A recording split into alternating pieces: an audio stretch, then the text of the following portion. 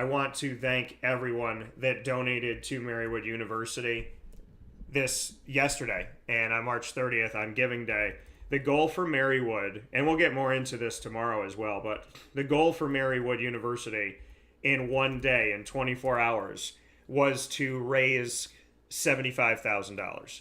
Well, that $75,000, less than halfway through the day, they were more than halfway to their goal. And they had reached like 46,000 something at that time. Well, 75,000 was met and surpassed. And when it was at like 96,000, I said, all right, let's get to 100,000. I want $100,000. And I said, I want $100,000 and I want 1,000 donors. Well, they met and surpassed that. So they set a new goal of 125,000. And they met and surpassed that with just a few more minutes to go. Yesterday on Marywood Giving Day 2022, they raised over $150,000 and had over 1,300. I think at this point it's over 1,400 donors. So the donors was 400 plus what I was hoping they would bring in, and 50,000 plus over what I was hoping that they would get to during the day when I saw where the numbers were at. So to start off the day with a goal of 75,000 and to more than double that, I want to say thank you to everybody that donated to Marywood University, to my alma mater, and you have no idea, or maybe you do, just how much your $1, $1,000, $50, whatever you gave, how much that will help people like me to excel and succeed and have opportunity at Marywood University. So from my heart to yours, thank you for all that you've done. I appreciate it. So, trio of awesome guests today inside of MonPopsPopcorn.com's What's Poppin'. PJ, he poppin' first, Papa Joe, and I'm very excited to talk to him, as well as in the second hour at 10 a.m. Eastern Time, we'll be joined by Trip Durham to speak on the ACC and so much more, Coach K's history, and then we'll be joined by Bob Holliday, who will bring us through an extension of the show.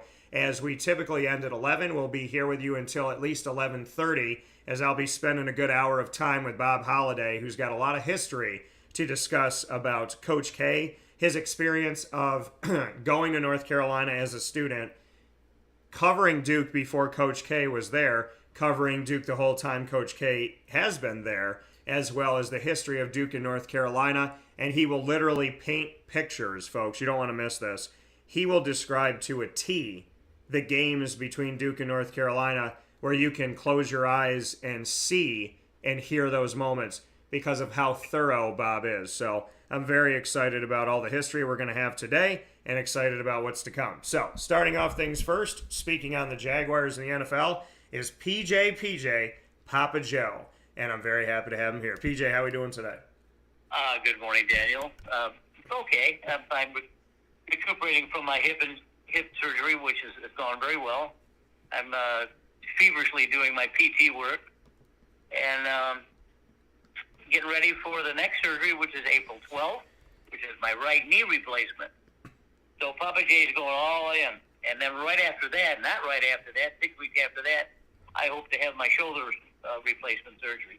So I'm not messing around. Mary T is shooting darts at me because she doesn't like what I'm doing, but she wants me to space it out a little bit more. But, you know, I'm 75, and you've heard it before. I don't want any more surgeries, but I got to have a better quality of life. And that's, with my neuropathy, if I could move around a lot better with replacement of joints that are bad to help me ambulate and help me balance, I'll do it. And that's what's happening. The hip has really made a big difference to me, and I'm hoping that the knee will make a big difference too.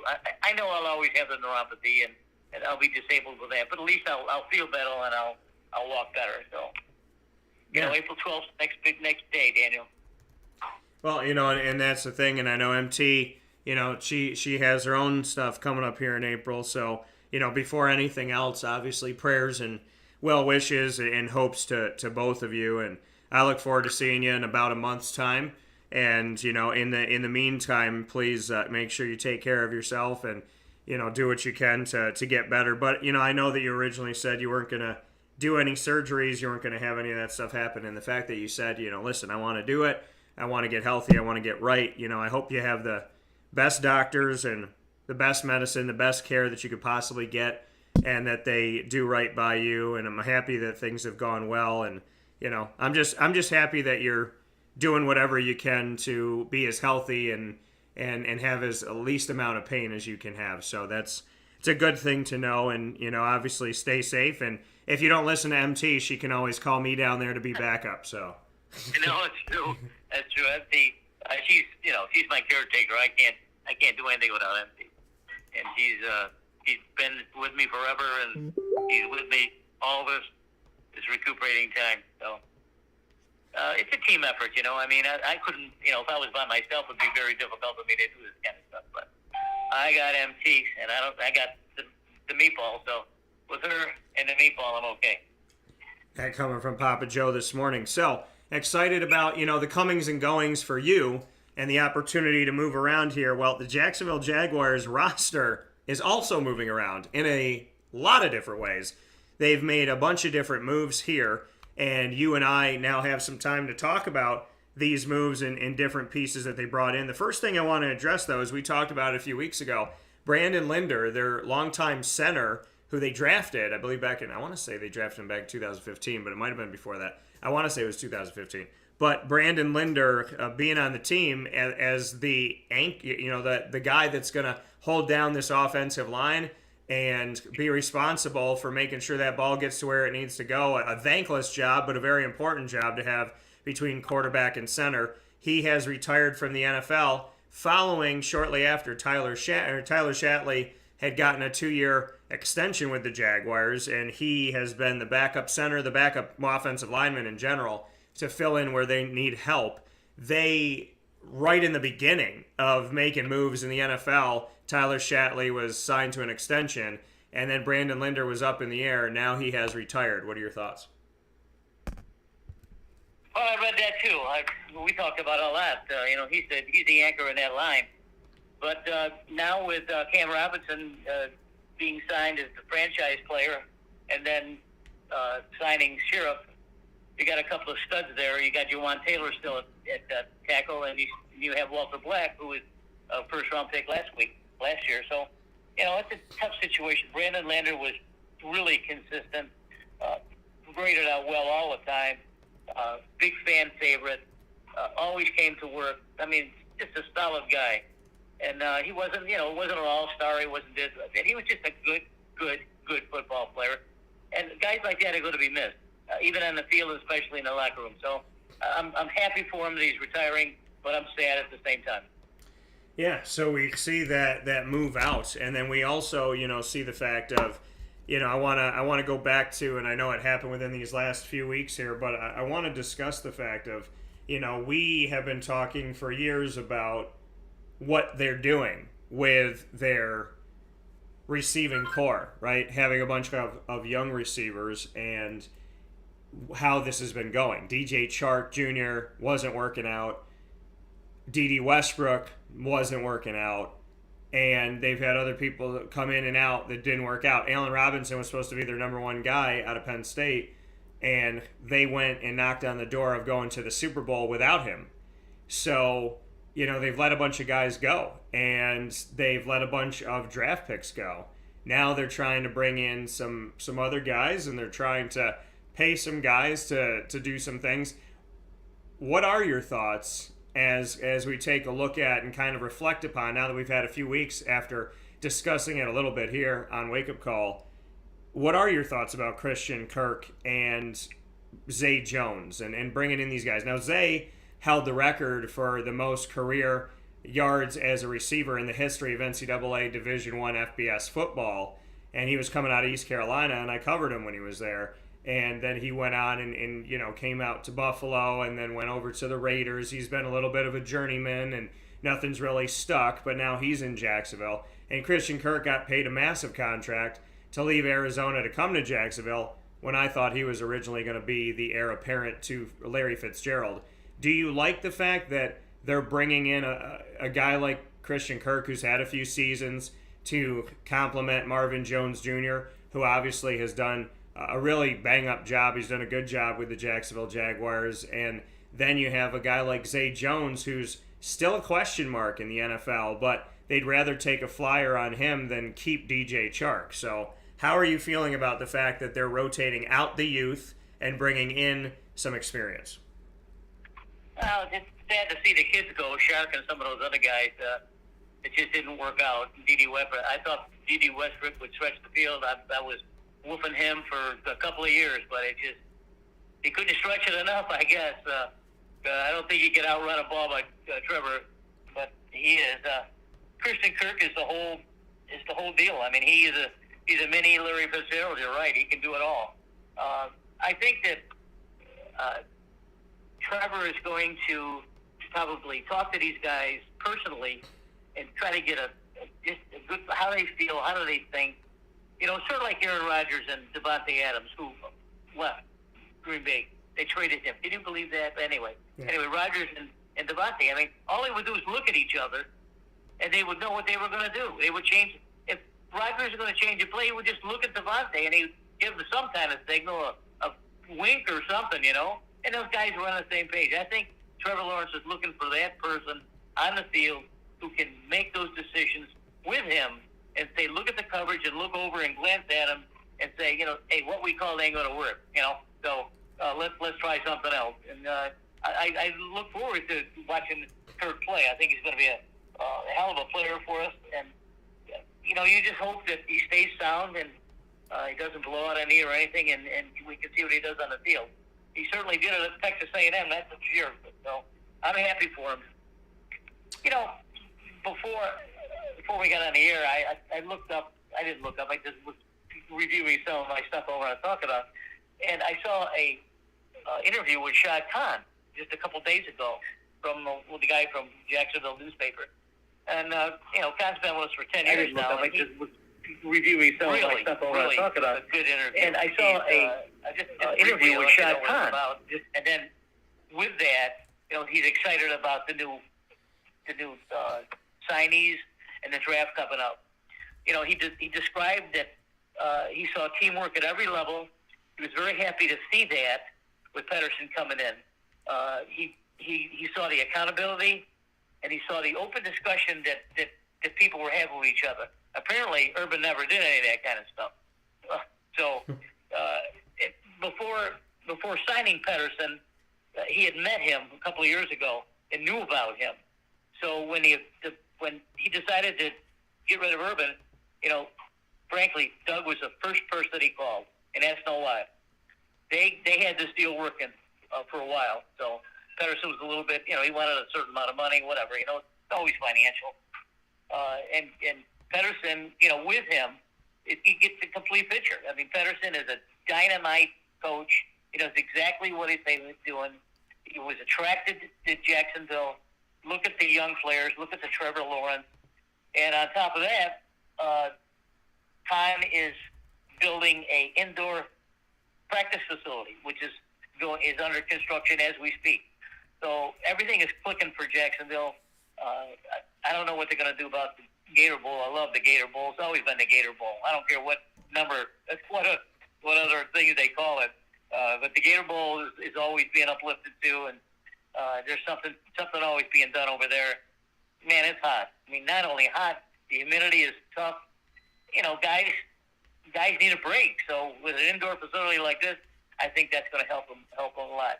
I was very happy that Khan, that I listened to this because I got a good feeling about him. I've heard him before, you know, and he doesn't, you know, he was kind of rah-rah when he signed Urban Meyer, but I don't think in his mind he actually believed that Meyer could pull this off.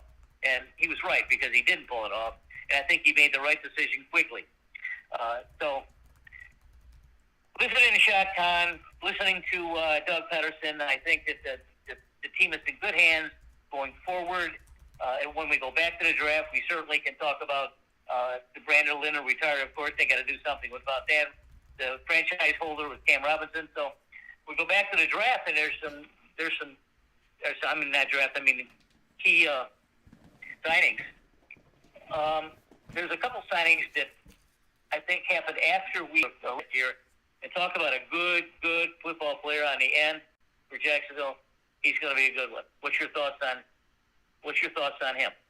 Yeah, you know, I think it's great that they tried some things. They brought in Jahad Ward. That didn't work out. He's with the Giants now. And so, they definitely need aid on the defensive line. It's something that, they have some guys that can go multiple. They have guys that can play D-end or outside linebacker and, hand in the dirt or or obviously being upright. And I think, bringing in a guy like Arden Key can hopefully provide some depth for them and some opportunity for them to be more of a problem on the defensive line. There's some good things that were happening in Jacksonville last year defensively, but it wasn't consistent. There was, 2 or 3 games where you're like, wow, these guys can play, but the consistency wasn't there. And yeah, I mean, since we've spoken, there's been moves that have been made. Actually, since Doug Peterson was hired by Shad Khan on February 4th, I believe it was, when he was hired on February 4th, when he had signed on there, moves were being made in less than a month's time. We saw Tyler Shatley sign his 4-year extension on February 28th. Cam Robinson was given the franchise tag on March 8th. And then we saw some other pieces fall here. Carlos Hyde was released for the second time from Jacksonville. Evan Engram got signed on March 14th for a year, $9 million. Hey, let's see what happens. Dan Arnold did some good things but got hurt, so they bring in Evan Engram. We talked about Zay Jones. He got 3 years. I was a little surprised at that. $24 million. Kirk got 4 years, $72 million. That happened all on March 14th. They tried to give weapons to Trevor Lawrence. You could tell that was the focus of the middle of this month. In Evan Engram, Zay Jones, and Christian Kirk all signing that day. And then they bring on, some help at linebacker with Oliakun. And then they bring in Brandon Sheriff that we talked about. 3-year, $49.5 million contract at guard. Andrew Norwell, who they paid a bunch of money for a few years ago when he was a free agent from the Carolina Panthers. That didn't work out. He was also injured at times. They let him go. They bring in Brandon Sheriff, give him some of that money that's going out. We see Miles Jack get released by Jacksonville, which was surprising to me. And then Fatu Kasi, he comes in at D tackle. Andrew Wingard is on the team. Will Richardson gets signed back to be some help on the line, and I've interviewed Will before. He's getting a year for $2 million. Trey Herndon, who we talked about, what are they going to do with him? He filled in pretty nicely when Jalen Ramsey got traded away a few seasons ago, and on March 17th, they gave him a little bit over $1 million to stay for a year. They got a new kicker in Ryan Santoso for $895,000, signing a 1-year contract on March 21st. And then the guy that was brought onto the team, let go, brought back, and then was a question mark this year. And I got to interview him last season, and I'm so happy they brought him back because I feel like he was finally starting to catch on with Trevor Lawrence, and I really felt like they were building something. I mean, watching those games live at TIAA Bank Field, it just looked like their chemistry was there, and I asked him about it, and he said, well, when he came onto the team at the beginning of the season, they had started that chemistry. So when they brought him back during the season, it wasn't like he had to learn Trevor Lawrence or Trevor learn him, and that's Laquan Treadwell, who's back on the team, which I'm happy they spent, they're giving him a year, a little over $1 million, but I'm happy that they didn't let him walk away. So, it kind of seems like it's an auditioning year for a bunch of these guys, signing a year or two, come back, see what can happen, and see how things shake out. But they have definitely spent this off-season period making sure that Trevor has weapons.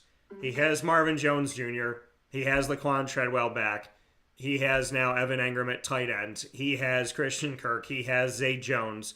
They're trying to give him something, and it makes me wonder that and obviously they're bringing in some offensive linemen, so it makes me wonder in the draft if they're going to draft an offensive lineman number 1 overall, or the years that I've been screaming at the top of my lungs on this show, and you have as well, that maybe they're finally listening. So they're getting somewhere, but it's leaving a big question mark for me with that number 1 overall pick of what they're going to use it on and if it's still going to be an offensive lineman. Well, I think that you summarized things very well there. And I think that what's going to happen after signing Cam Robinson and the sheriff historically. And you got to remember, he also had Walter Bledsoe.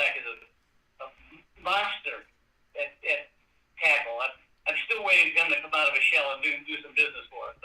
And I think he's the future. But after everything's been said and done on free agency and things like that, obviously we felt that they needed an offensive lineman before the draft. And I felt that way right up until Cam Robertson was signed as a franchise tag. Now I'm going back to my original person, which is Aiden Hutchinson from Michigan.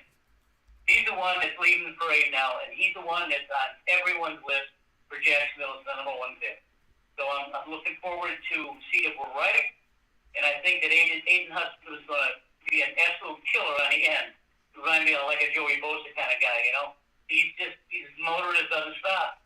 And I'm looking forward to see if he can make it or not. Out there as well, so we'll see where they're going to go and how they're going to address this. I mean, I think if you're going to go number one overall pick right now, either you find your – I mean, I think, again, I mean, I go back to George O'Leary and when him and I spoke when he was coaching UCF and we were in Rhode Island, and he said to me when we were sitting in two chairs in the middle of the room, and very close, to each other, he said, if you want to win a championship, you build through the trenches. You build from the inside out. You build your offensive and defensive line. If you want to win a championship, that's how you do it. If you don't know that, then you shouldn't be coaching. And so for me, I think it's got to be offensive or defensive line for the Jaguars. It's got to be a big splash. It's got to be someone who's been consistently healthy, consistently good, somebody who passed their hype and, has ice and hope for the best. I want them to actually take one of the guys that really has shown consistently that they're good and that they can be effective and that they can fill in right away. When you have the number one pick, that person's supposed to start all day, every day from the beginning, and especially on the offensive and defensive line. So I hope they make the right move up there. I do want to make note of the fact that if you go by just sheer money of a contract, the Jacksonville Jaguars, Von Miller got 6 years from now, but I hope that he will be, and I hope he stays healthy, and I hope we get to see that. But Christian Kirk is the fourth highest paid contract in free agency this year. Is Brandon Sheriff, a player before we get to Devontae Adams. He left Jacksonville unceremoniously after being drafted at fourth overall. He goes to, and I thought he was going to be the next franchise back after Fred Taylor. He goes to Tampa. He wins a Super Bowl with Tom Brady. They give him a year contract to feel him out, right? Last year, they give him another year contract. Okay, you can stay. Then, this season, Ronald Jones II, the guy that's been fighting him for time, he heads to Kansas City. Leonard Fournette gets a 3-year extension. And a 3-year deal. You can call it whatever you want to call it. But he was a free agent. So he gets a 3-year contract for $21 million. They tested him out 2 years ago. They tested him again last year. And I guess they've seen enough to keep him and be okay with Ronald Jones leaving. Now Leonard Fournette has his first long-term contract, albeit a few seasons, his first long-term contract since signing as a rookie. What are your thoughts on the fact that the Bucs believe in Leonard Fournette? That's a hard one, Daniel. I wouldn't touch this guy with a 10-foot pole. No, I think he's a jerk. He was a jerk at Jacksonville. He's still a jerk. But the thing is, the jerk can play. He can run the ball between his tackles. He can catch the ball out of the backfield. He's got the greatest player that's ever played the game as his quarterback. If you can't win with that combination, then you don't belong in the league. And they're saying, Tampa is saying, well, yes, we believe he can stay in the league, and because of that, this is what we're giving him. So what can I say? I mean, I wouldn't have done it, but I'm just a lowly pundit guy, not a guy making those kinds of decisions. So they think he can do the job, continue to do the job. I think he's got attitude problems. I think he's got anger problems, but it's not my situation. It's theirs. If Tom Brady can handle it on the field this year, fine. But next year, he'll be playing. The year after that, I'm not quite so sure anymore. I think that Leonard looks up to Brady. I think he trusts Brady. And Brady is the kind of guy that will trust you too. And if Brady's trusting him to catch the ball out of the backfield and run the ball between the tackles, and he's proved that. I mean, he was frightening in LSU. I mean, geez, he was big. But he's a player, but it's just something, we know there's something about him. I mean, we saw him run from the bench onto the field, through the end zone, and start smacking guys. Now, what guy in their right mind is going to do that, knowing full well that you're going to get a penalty? He's got error between his brains, Daniel. He's got error that. But, we hammer him all the time, but if they want to, fine. That's fine. Well, and it's interesting you bring that up because I was at that game and right by that end zone when Leonard Fournette, who is a running back, started punching a player in the helmet with his hands that he uses to run the ball with, which was very stupid. And why you would punch a helmet, why you would punch anybody and then punch a helmet, it doesn't make any sense.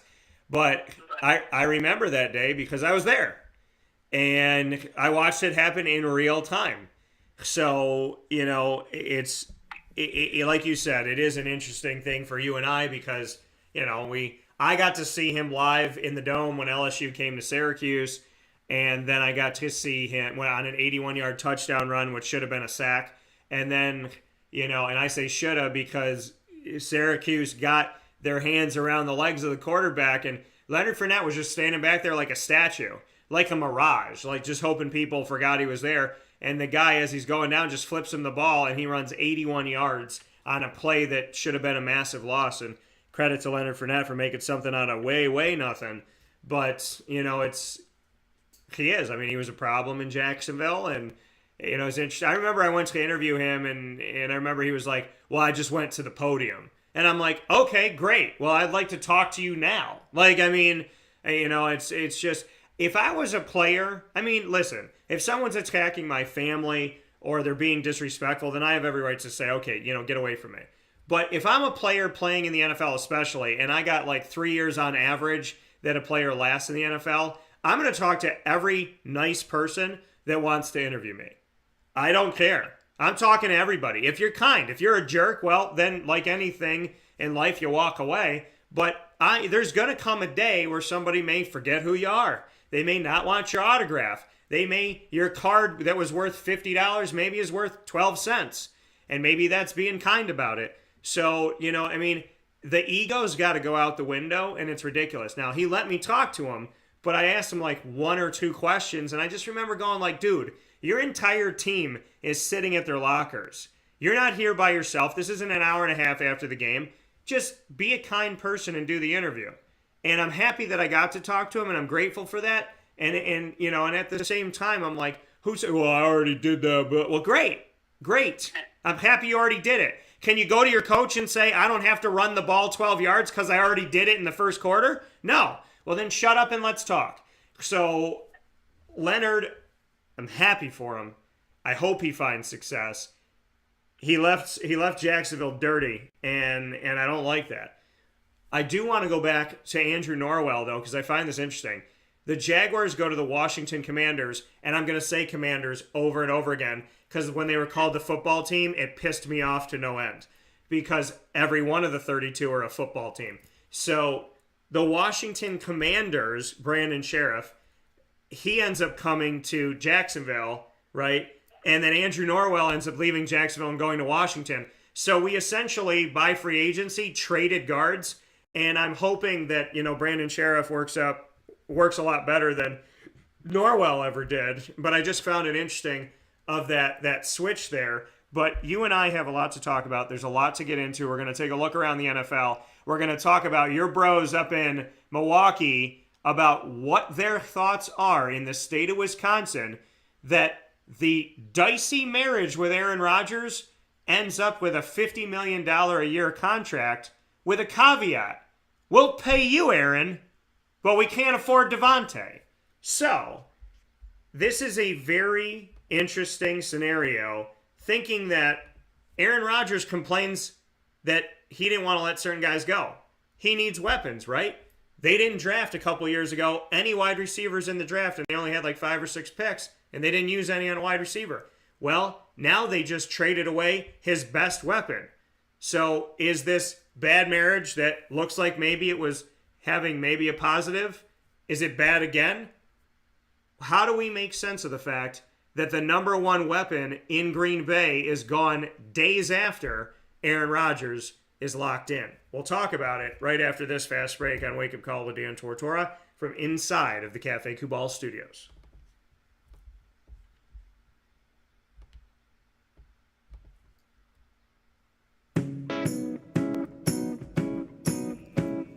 In these unique times, there are those in our community that give us a sense of normalcy and positivity. Pizza Man on 50 Oswego Street in Baldwinsville has been here for you for over 35 years and is here now.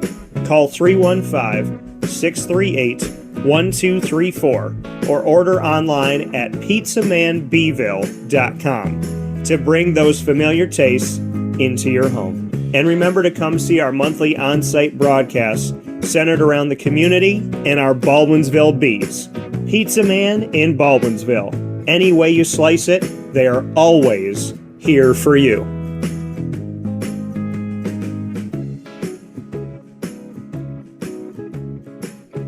This is Jimmer Sikowski, owner-operator of Chick-fil-A Cicero, 7916 Brewerton Road in Cicero, right in front of the Home Depot.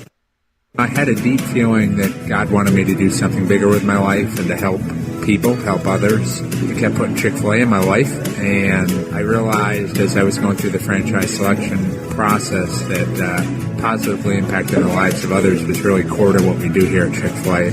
First of all, it starts with the food. The food is brought in fresh daily. We bring in local produce.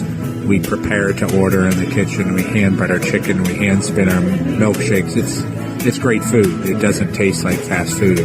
I think the second thing is the way people feel when they come in a Chick-fil-A restaurant. It's different. We try to treat people with intentional kindness here, which is very different and deeper than good customer service. And so I think it feels remarkable for most people to come in a Chick-fil-A restaurant. And then lastly, the impact that we try to have in the community is very different. It's a big part of the expectation of every operator of a Chick-fil-A restaurant is that they're actively engaged in their community, they're a leader in the community, and they're making a difference. When they realize that what we're striving to do is to shine a little light in their life, that's a very, very different experience than you will have in any other quick service restaurant. And it's that remarkable experience that I think people will emotionally connect with.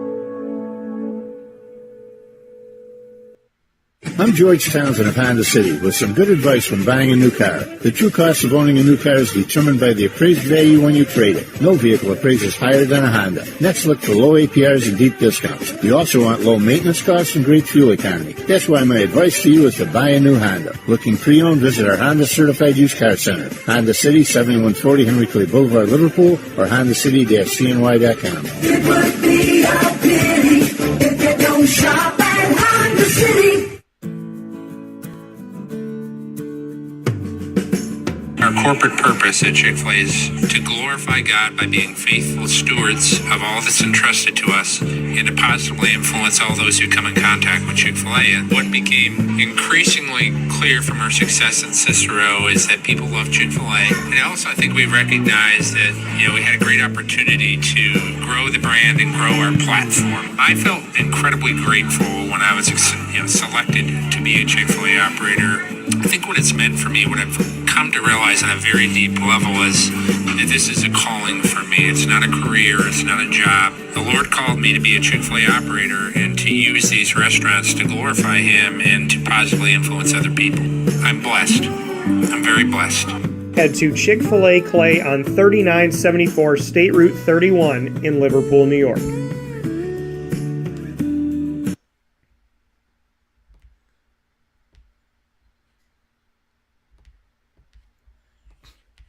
Welcome back here to Wake Up Call with Dan Tortora inside of the Cafe Kubal studios, hanging out with you where sports meets that thing called life. Cafe Kubal on the corner of Route 11 and Taft Road in Sweetheart Corners in North Syracuse, in their drive-through location, 343 Fayette Street in Manlius, New York, as well as on the 3501 James Street OG Eastwood opportunity there, that location, the first ever Cafe Kubal. You can go there in Syracuse.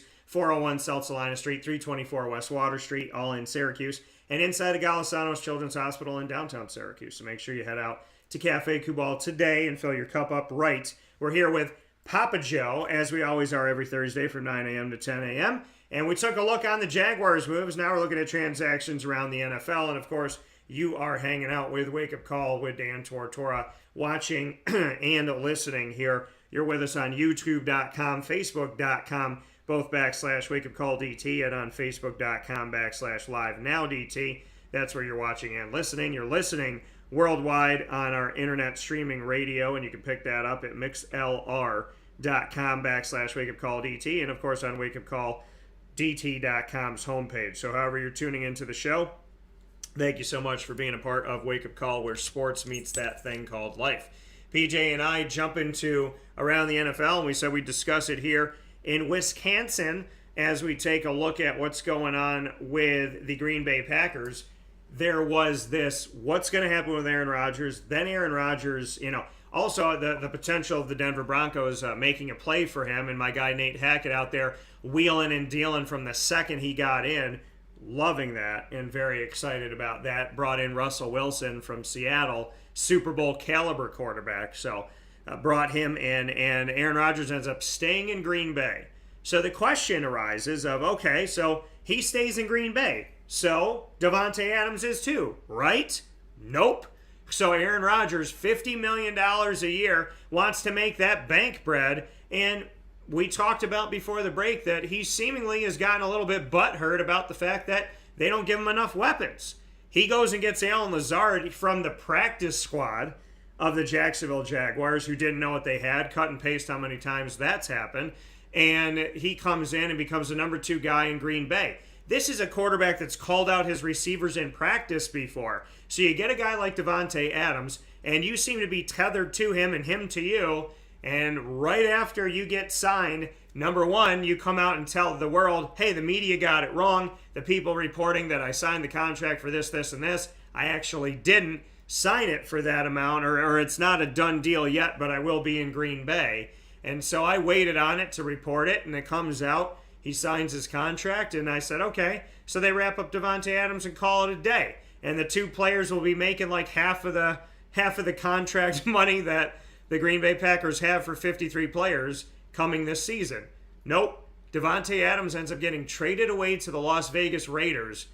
Is this a stick it to you? Hey, Aaron, you know what? We'll keep you, but we're going to prevent you from succeeding. I don't understand this, PJ.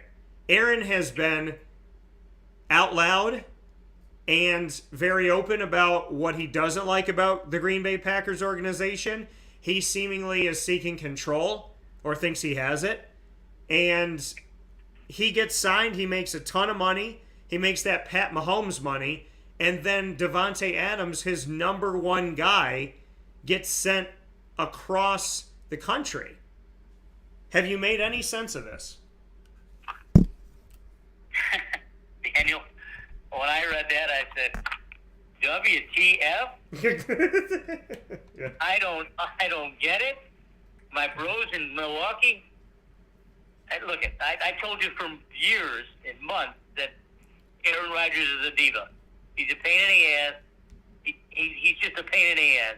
But he happens to be the best player in football. I don't understand it. I mean, and then when he got rid of Valdez Stanley to Houston, he lost him as a free agent. I would think if I was Stanley and they got rid of their number 1 receiver, I would be Aaron Rodgers' number 1 receiver. Well, he didn't think that way because he's gone too. Now he's stuck with nothing. And Allen Lazard, come on, he's a good player, but no, nothing like that. And Randall Cobb is still on the team. No, it's just he's a slot receiver. No one out there, no one in Milwaukee knows what's going to happen next with the wide receivers. They've got to hit it big in free agency, and they better draft someone fast. I even got some text messages from my brother-in-law asking me what the hell's going on. I said, I don't know. You guys are up there closer than I am. All I do is just listen to what you guys tell me. And the WTF is just about it, Daniel. That's all you can say. Yeah, and it is. It's very nonsensical that this is something that would occur, right? You bring back your golden boy and then you bring back his buddy, and that just didn't happen. And Devontae, in my thing, I'm like, would you want to go to the Raiders? I mean, you have Derek Carr, he's not bad, but I can't imagine he's going to necessarily be there, maybe 3 years from now. We'll see. So it was just a really weird move that really didn't make a lot of sense to me. And it's thrown me for a loop here. Speaking of weird moves, let's go to Deshaun Watson. 2 years of what did he do? 20, whatever it was, 22, 23 cases against him. Was it true? Is it not true? Is it criminal? Is it civil court? Will he have to pay money? Will he go to jail? Well, he's on Houston. He's a healthy scratch. He can play, but we're not going to play him. Why? I have no idea. So they leave him there. And then all this time goes by. He comes up with he could get traded here. It never happens. They talk about Miami more than once. It never happens. They talk about Miami heavily. It never happens. And then all of a sudden we wake up a few weeks ago. No criminal charges will be going against Deshaun Watson. After 2 years of me wondering what in the Sam hell anybody's been doing, no criminal charges. Then he goes from the black mark of the NFL, the black stain of the NFL, the guy who is, taboo, you can't touch him because, everything that's going on, and do you really want to take him? Will he play, and this and that? He goes from the guy that people maybe didn't want to have lunch with to the guy that's the number one available player to go and trade for. And that's exactly what the Cleveland Browns did. And they traded away a lot of their future. And Deshaun Watson goes to the Browns. And I still feel weird about the situation that went from nothing to something to nothing to something to something to nothing. And then it was nothing, but now it may be something. Because Roger Goodell turns around and goes, whoa, whoa, whoa, whoa, whoa. We may still do something with Deshaun Watson. He may have to be suspended or endure a penalty. What is going on with the Deshaun Watson issue? And what do you think about the fact that the Cleveland Browns trade away a bunch of stuff, bunch of high draft picks to bring in Deshaun Watson, and then Roger Goodell and the NFL office go, well, we may still punish Deshaun, by the way. Daniel, this is WTF number 2. Yeah. Why our team is making these kind of decisions like this? Green Bay was bad enough, but now you're bringing back a criminal to replace a guy who was a pretty good football player in Baker Mayfield. Look at this guy. It has too much baggage, has too many cases against him, is guilty on every account. Of course, he's not guilty according to him, according to his high-priced lawyer. This one scratched my head too. I don't. You're going to have every woman in the world in football, regular football, is going to boycott this guy somehow. They're going to have parades all over the place. They're going to have pickets everywhere. I mean, this was not a smart move. I mean, sure, he's a hell of a ball player. But damn, I don't see this one either. And I'm just lost. I mean, a couple of moves like this, and with very talented people that make these kind of business decisions, Rodgers and Watson are two of the worst decisions I think I've seen in 10 years. Yeah, and it's confusing because Aaron Rodgers is very talented, but he's taking a page out of the not Tom Brady handbook where you take all the money so you can't go and get anybody else to help you out on a 53-man roster. And then you look at the fact of Deshaun Watson. If I'm the Cleveland Browns, I'm really excited that I won the Deshaun Watson, sweepstakes. But as I'm answering Greg here right now, the question is, will he be suspended? And what about his character? What if he really is not that great, right? What if some of this stuff that was brought against him is true? What if it is? And that's the grand question mark of what I realized with Deshaun Watson was it doesn't matter how talented you are. It doesn't matter how young in your career you are. If you are a problem off the field, there was a time within the last 2 years where we thought Deshaun Watson could go from young, talented, could be a great NFL quarterback to obscure, disappeared, we never heard from him again. And now all of a sudden it's like, well, the Browns have him and the Browns are fine. I don't know.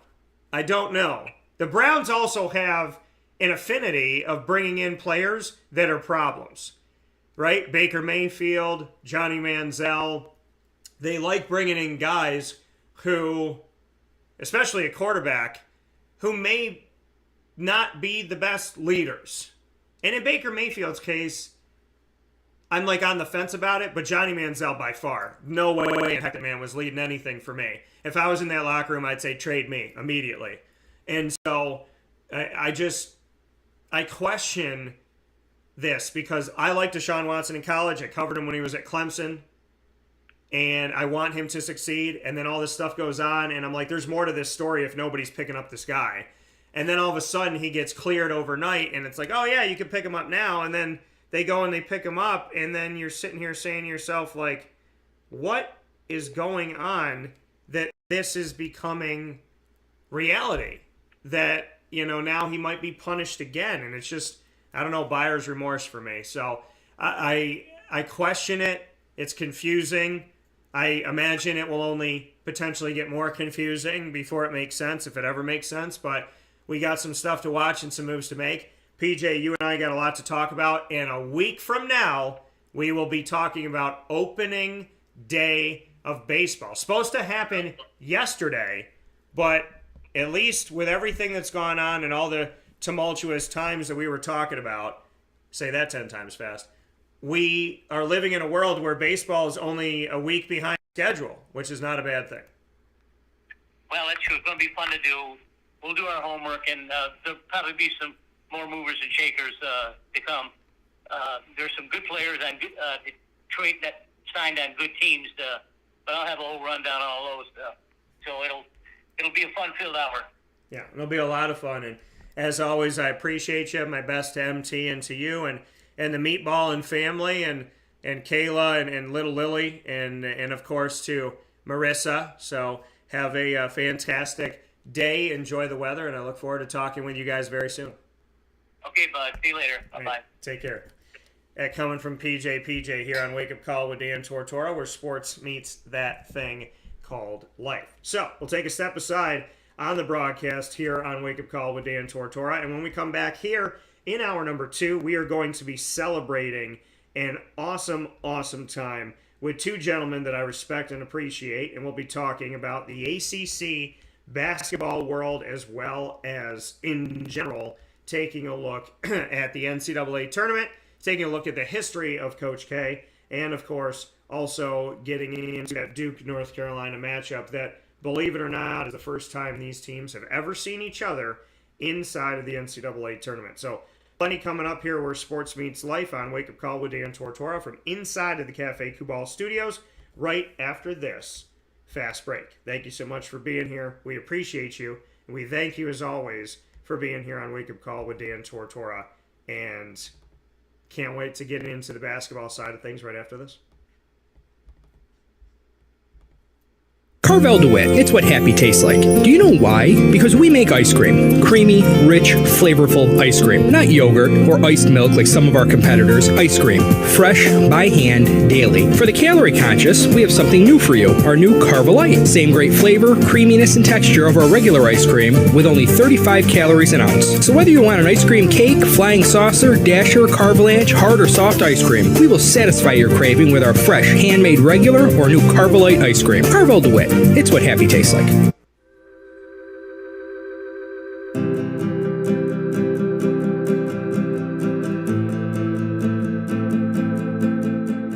Cafe Kubal offers same-day local delivery of our products, offering no delivery charge for Onondaga County. Shop cafekubal.com for fresh roasted coffee beans, cold brew, travel mugs, and all your essential Cafe Kubal needs. Cafe Kubal, coffee for the soul.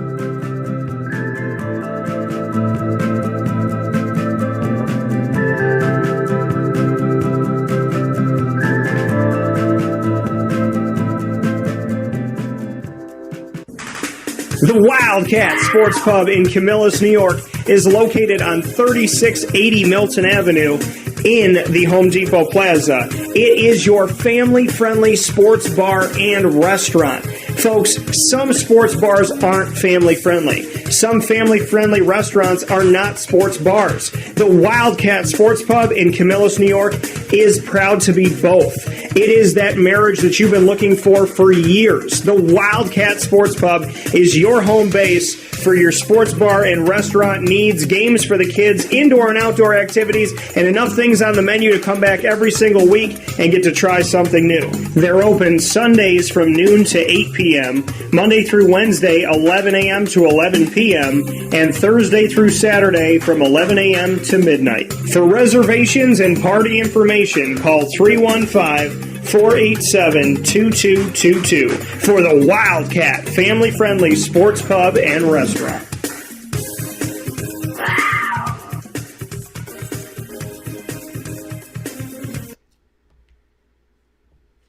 Welcome back here to Wake Up Call with Dan Tortora from inside of the Cafe Kubal studios. Happy to be here with you and happy to have Cafe Kubal filling our cups up right in central and upstate New York by going to 3501 James Street, 324 West Water Street, 401 South Salina Street, all in Syracuse, as well as inside of Galisanos Children's Hospital in downtown Syracuse, and on 343 Fayette Street in Manlius, as well as their drive-through location on the corner of Route 11 and Taft Road at Sweetheart Corners. You're watching and listening to Wake Up Call every Monday through Friday from 9 a.m. to 11 a.m. Eastern Time on mixlr.com, facebook.com, and youtube.com/wakeupcalldt for each of those, and of course on the homepage wakeupcalldt.com. With that being said, we jump from the gridiron to the court, and that hard court is definitely made things interesting here in the NCAA tournament, that we went from how did that happen, how did that happen, how did that happen, that 15 seed, well, they never did that, well, that's an 8 seed, well, how is the SEC with all those high seeds are gone,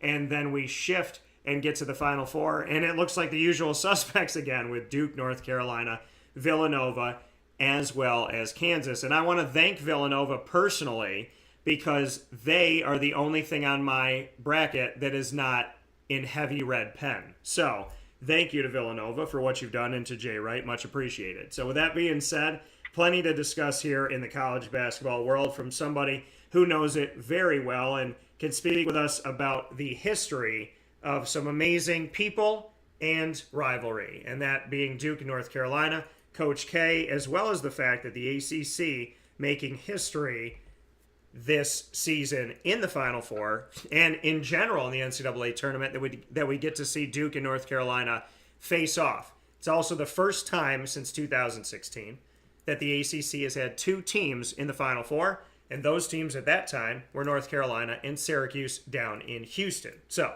with that being said, Trip Durham, the founder of 2D Consulting LLC, and someone who has been well connected with the ACC over many years, and that's how we met, is here with us live to discuss his thoughts. Mr. Durham, how are we doing? Wait, slow down. What happened? What? A lot has happened, right? Yeah, a lot. St. Peter's, though, North Carolina, I got respect for him, Trip, I really do. But, everybody was out there doing the peacock, so I was a little let down when I saw that those two teams had to face off against each other. However, I kind of felt like Baylor was in trouble from the giddy-up when they had North Carolina right in that slot. I had a chance to watch Baylor for 3 games in Atlantis back in November, and that is a really good ball club. Fast forward to the end of January, maybe the 1st of February, the ACC's regular Monday calls with the head coaches, sort of that roundtable press forum. Josh Pastner at Georgia Tech, even in February or late January, said, watch out, North Carolina is a Final Four team. So if you watch the way that North Carolina progressed, if you watched what Baylor was early season, boy, you knew that was just going to be a heck of a ball game. Yeah, and it's been, I obviously there's been upsets, and I'm very proud to have selected a bunch. I think 2016 was my best selection of upsets of these last few years, of people going, there's no way. I think it was like, that was the Hawaii year or whatever. Like, Dan, there's no way you had a 14 seed. I'm like, no, I did. But this year, St. Peter's shocked me, shocked the world. I loved every second of it. But even more so than St. Peter's, I felt like seeing these number 1 seeds just go down one by one to leave only Kansas. This was a year where I felt across the board in the tournament, take all the seeds out of it and don't call anybody a 2 or a 15 or a 7 or a 1 and just have them on the line together. This was open season, and it's incredible that we see these 4 teams that we know at the end of it all. But on the way to it, I think that we were spoiled as fans to see what we got to see this year. There's a reason they throw the ball up, right? Yeah. So I'm glad they throw it up when they do. Did you have a favorite moment of the tournament up to this point? Did you have a game where you just kind of laughed to yourself and shook your head and said, I can't believe it? I don't know that I had one of those because, admittedly, I'm not watching on 4 televisions in the first and second round. I'm not doing it for 3 or 4 straight days. I think if you look at both the men and the women's tournaments, there's probably a handful of just standing there watching. And I think more than anything else, being glad that you have a chance to watch it, whether it's crazy, goofy, dramatic, whatever it is. I know I'm not answering your question, but to have one particular moment stand out, there's not one that really hits. Well, I mean, I can honestly tell you that I am the person that lives in the Matrix for the round of 64. And I want every round to be that way. I know it can't be. Obviously, you can't have that many games and whatnot or whatever. But I love, the whole year I wait like Christmas for the round of 64 so I can have games from noon to midnight. And that's all I want to do. And people don't understand. I'm like, when I tell you I want to sit in front of the television and take it in, like, I can call it work. That's the fun part because I am working, right? I'm analyzing, I'm getting ready for the show. I'm watching coaches and student athletes that I've interviewed and talked to, people that, I aspire to be able to be around and spend some time with. So it's work and it's play, but I don't think people fully understand that when I tell you I turn it on at noon and I want quiet time until midnight, I'm being very serious. Yeah, I've noticed in some of your social media posts that you do look a little pale after that weekend, so there's not a whole lot of vitamin D that you're absorbing, I'm guessing. Well, thank you for, bringing up my pigmentation as the reality that I am very proud to be a card-carrying Italian and Hispanic, and I am typically very dark, but the winter up here has been anything but graceful. And when your girlfriend tells you this past weekend, honey, come look outside, it's snowing, in my brain was like, this isn't a possibility. But it was, and it did, and we had a really bad snowstorm over the weekend in Pennsylvania and New York, and talking to Bob Holliday, who's going to be coming up next here, he was telling me about the fact of, Dan, it's really uncharacteristic right now down in the Carolinas and what the temperature is, and but he told me without me having to say it that he doesn't need to specify anything to me or seek any comfort in the fact that my snow for the 872nd time just melted in my backyard again. So funny. So let's jump into the world of Coach K. You've been able to be around to what many believe the greatest coach of all time. If not, they put him in the top 2. And, I guess John Wooden would be the other person that they would argue. But Coach K, over 1,200 wins, over 100 wins in the NCAA tournament. The man has made, I think this is his 13th Final Four, an incredible, multiple championships, perennially a terror no matter what seed they are. You've had the opportunity to see Coach K and be in Cameron Indoor and really get to feel that firsthand, especially in his final game. So what has life been like in coverage of one of the greatest, not only basketball coaches, but one of the greatest leaders, motivators, and teachers of all time? Well, the fun for me is that in my role at public address, I am one of those staff members that shows up 2 hours before tip-off, handles the work, and then is able to leave. So there's not a whole lot of prep, not a whole lot of meeting, and there's not a whole lot of decompress. So I say that because when we frame my presence and being able to observe, it truly is on the peripheral, even though I'm at the table and he is, I don't know, 10 or 12 people down to my left. But over the last 12 years, having been able to watch how he coaches, watch how he understands the human condition, putting it all together in a theater that is sport, a venue that is Cameron Indoor. It's quite impressive when you talk about being, in your words, top two, arguing with John Wooden as to who is number one. What he has accomplished, what he's been able to create, the conditions that he's been able to influence, it's nothing short of remarkable. And to be a fly on the wall or a fly on the table, to be able to watch it, it's I use the word surreal. I know that's a pedestrian term. People throw the word surreal around a little too much, but I think surreal is about the only place where I can come down on it. You know, and for you in your business and everything that you've done, how did you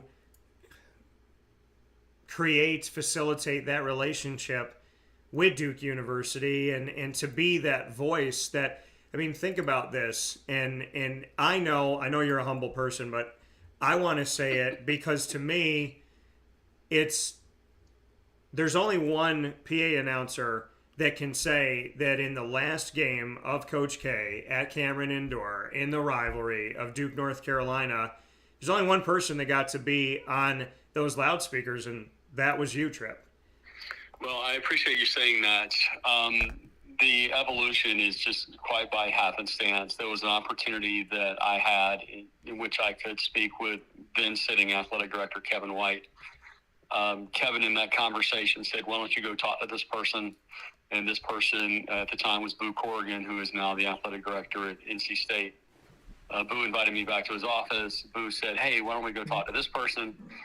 Boo takes me down the hallway to meet with the sports information lead for football at the time, Art Chase. Art, who I had known for the last 20, 25 years in a previous college athletic stop. Art said, we may need somebody for football ahead of the 2009 season. Here's a script. Cut some tape. Send it to me. We'll get back to you. So a couple of weeks later, after I had sent the copy or I'd sent the tape, another contact called and said, look, we'd like to hire you for football. And by the way, our volleyball coach was walking by the office when we were playing your audition, and she said that she'd be interested, if you're interested, in having you be public address for volleyball. Well, volleyball still is played in Cameron Indoor.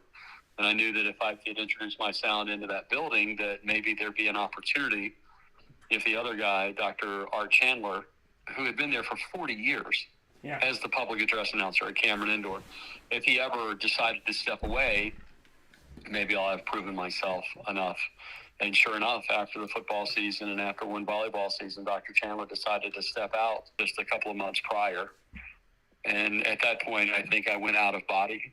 I think I said yes before the question was even finished. So that's how it came about. That is the Reader's Digest version for those people old enough to understand the reference. Yeah, you know, and it really is. I mean, you know, I think there's hard work, there's faith, there's guidance. You know, in my world, there's guidance from above.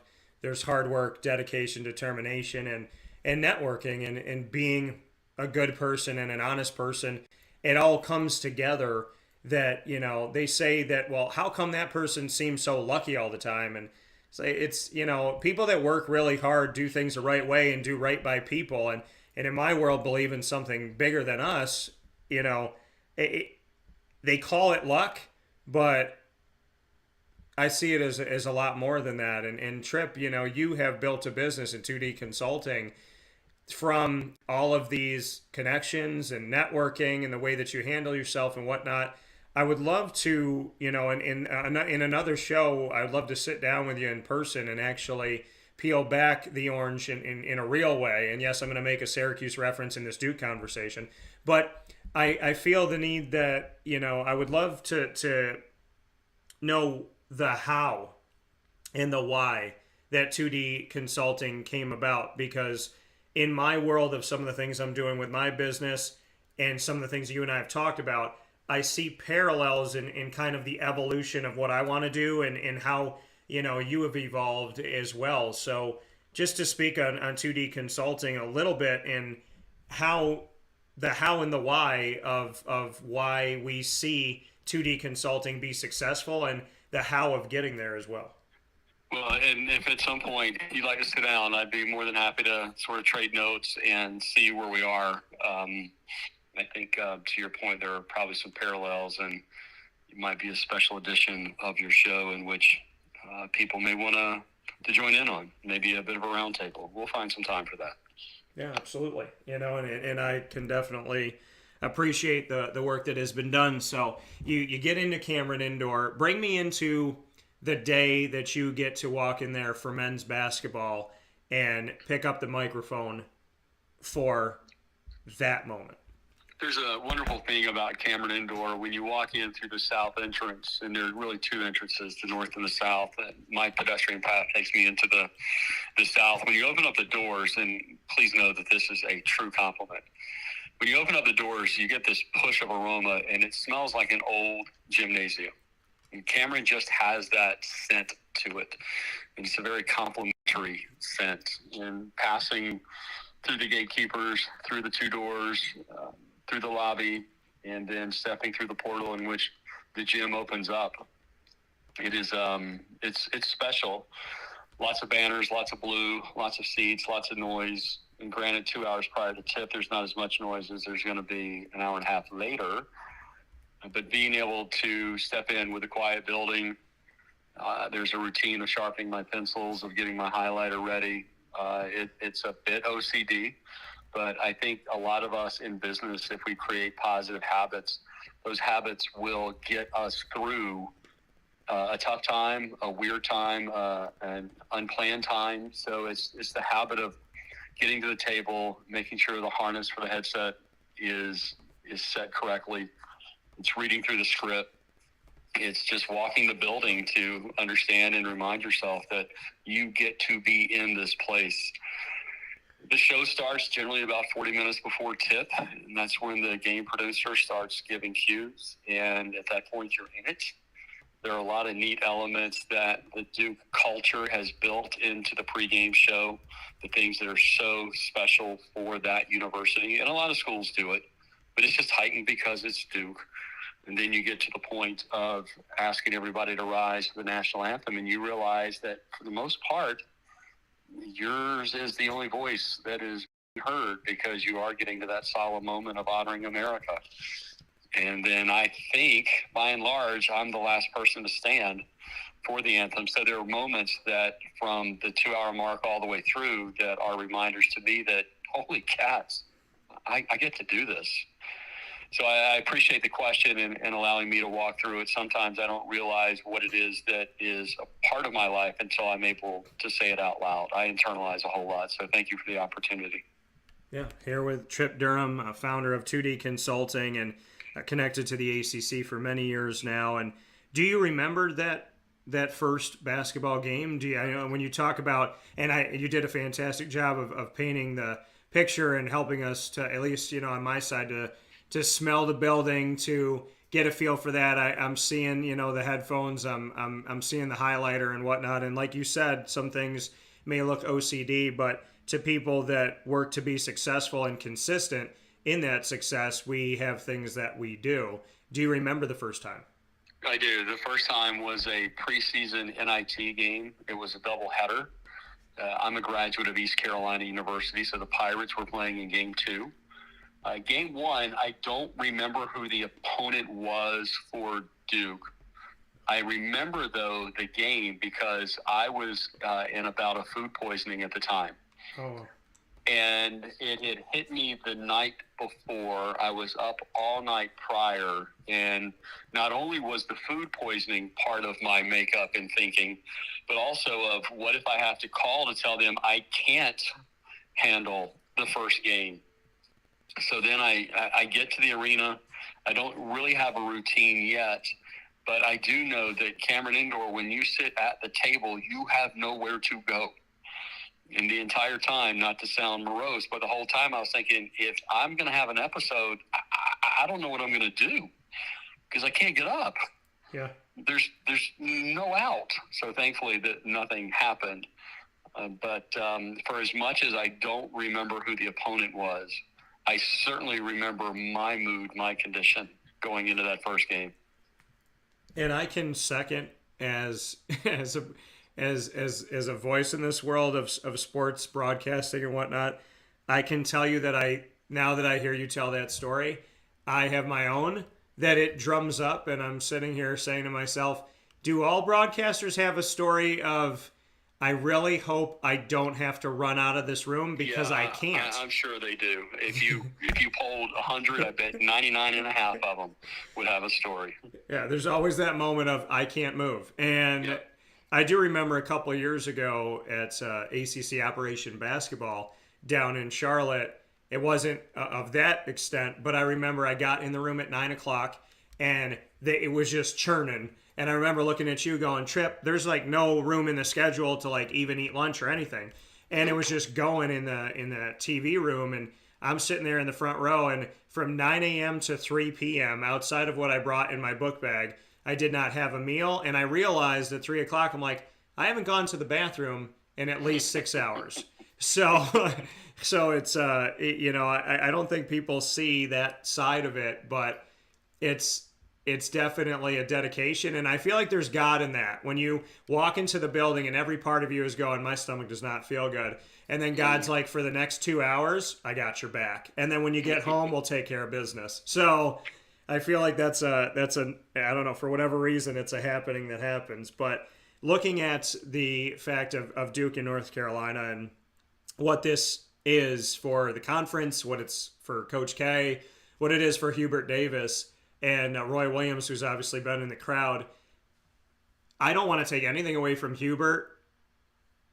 Looking at this story, if Roy Williams was still out there, it would be even more of the historical, poetic side of things. But then on Hubert's side, I'm so proud and thankful for him. I'm like torn because I loved being around Roy Williams, and then at the same time, Hubert, I grew up, watching him play, seeing him go forward, after his time in North Carolina, and, how do you not root for him? But knowing that the history of Duke and North Carolina has never happened in the tournament, it seems all too cinematic that this is what we get in the Final Four.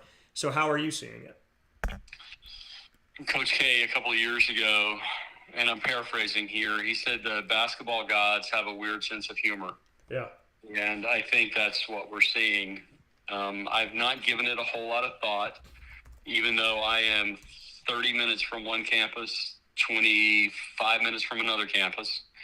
I've not thought about it a bunch. There was a post from a colleague of mine this morning that said, now you are prepared, the state of North Carolina, that we are shutting down between 9 p.m. and midnight on Saturday. Get your provisions ready. Be prepared, because you're not going to be able to do anything for 3 hours. And so the build up to that, what it is for the state, you have a very large contingent of alums who have graduated from the oldest university within the country. And you have a group of diehards who are fanatical about their coach, a smaller base of graduates because it's certainly a smaller school. It's just a fun dynamic.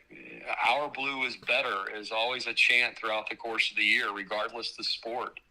And now the Blues are going to be together in the Bayou. So it's a blue bayou, right? Yeah.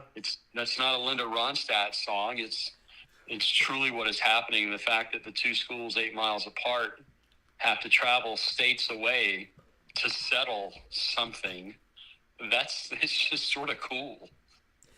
And, Paolo Banchero, he said at the ACC tournament that he wanted North Carolina in the championship game, and he didn't get North Carolina in the championship game. He got Virginia Tech, but now in order to win a national championship, he got North Carolina.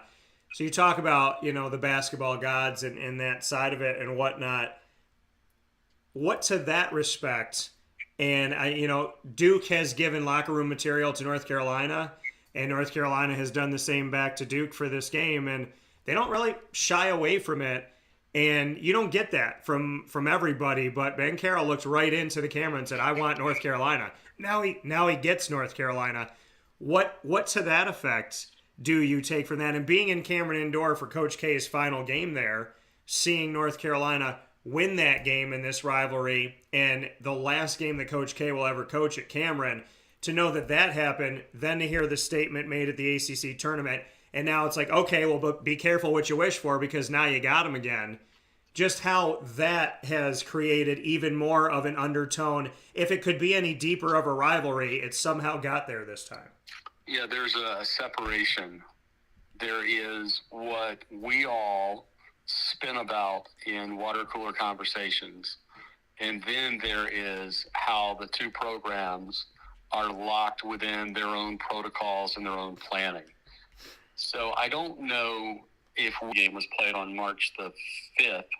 Over the last month, the two programs have matured greatly.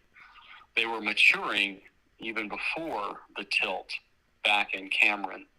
So I think what we're going to find on Saturday, whether it's locker room material or not, we're going to find two programs that have now found their rhythm. They have found their stride. Duke obviously had a COVID interruption at the end of December that threw them off their game. North Carolina had a couple of bad losses in which people were wondering if they could even get out of the first and second rounds, if they were even to make the tournament. So again, all that said, I think we're at a place to where we're going to be observers of two programs that, again, have found their way, to coaches that understand how they fit into this. And 40 minutes, it will probably be enough, but I'm not going to complain if it takes 50 minutes to figure it out. I'm glad it's the second game, and of course it makes sense that it's the second game on Saturday for television, time zones, all of that. Mm-hmm. But how odd would it have been if Kansas and Villanova had to follow that game? So I'm really glad that this is sort of the, gosh, it's going to be demeaning to Kansas and Villanova, and I don't mean it this way, but this is the prize fight, right? And the undercard is the first game. There is that build-up to what this thing is going to be, and I'm like you. I'm just as interested in everybody else as everybody else who's a basketball fan to see how it plays out. Yeah, and it's funny, like you said, about Kansas and Villanova. Bill Self and Jay Wright, it's like, yeah. You're the opening act, and it's not what, that's not the intention. No, that's certainly how the feeling could come about. Right, and I think because of the added reality that this is the end for Coach K, so either North Carolina is going to slam the door or Duke is going to be able to move on with Coach K toward another potential championship. That has been the story all year long of what's Coach K going to do in his swan song. So this, Kansas Villanova, which should be so huge, which very well could be a championship game with two championship caliber coaches, is taking a backseat to this a little bit, and not on purpose. It's just the way that things have played out. I do want to make one final note here, as I have Trip Durham, founder of 2D Consulting, speaking on the ACC and what this Final Four is going to look like with Duke and North Carolina. Some people said the ACC is soft this year. They're down. They're not that good. They're not competitive. They can't hold with any other conference. Well, I would like to remind people, this is the 7th time the ACC has had teams comprising at least half of the Final Four. Also, to let everybody know this, the ACC is guaranteed to have a team in the championship game of NCAA Division I men's basketball for the 5th time in the last 7 tournaments and the 28th time in tournament history. I heard soft, I heard down, I heard weak, I heard irrelevant. I didn't say those words because I've covered the ACC long enough to know that that's illogical and irrational. But how have you seen the world go from, the ACC's not going to touch anybody, it's the SEC's year, it's all about the Big Ten, and here we are with a Big 12 school, a Big East school, and 2 ACC contenders. How did you take in the fact that there was a lot of conversation this year that the ACC was having a very down year in basketball? This is going to be a way for me to answer your question without bringing any of the players into it. I've always had, this is a personal perspective. This has nothing to do with anybody else or tied to anywhere else. I've always had an issue of prognosticating an athletic season. In July, saying that this is who is going to be the All-American or the Super Bowl champion, because we do not know.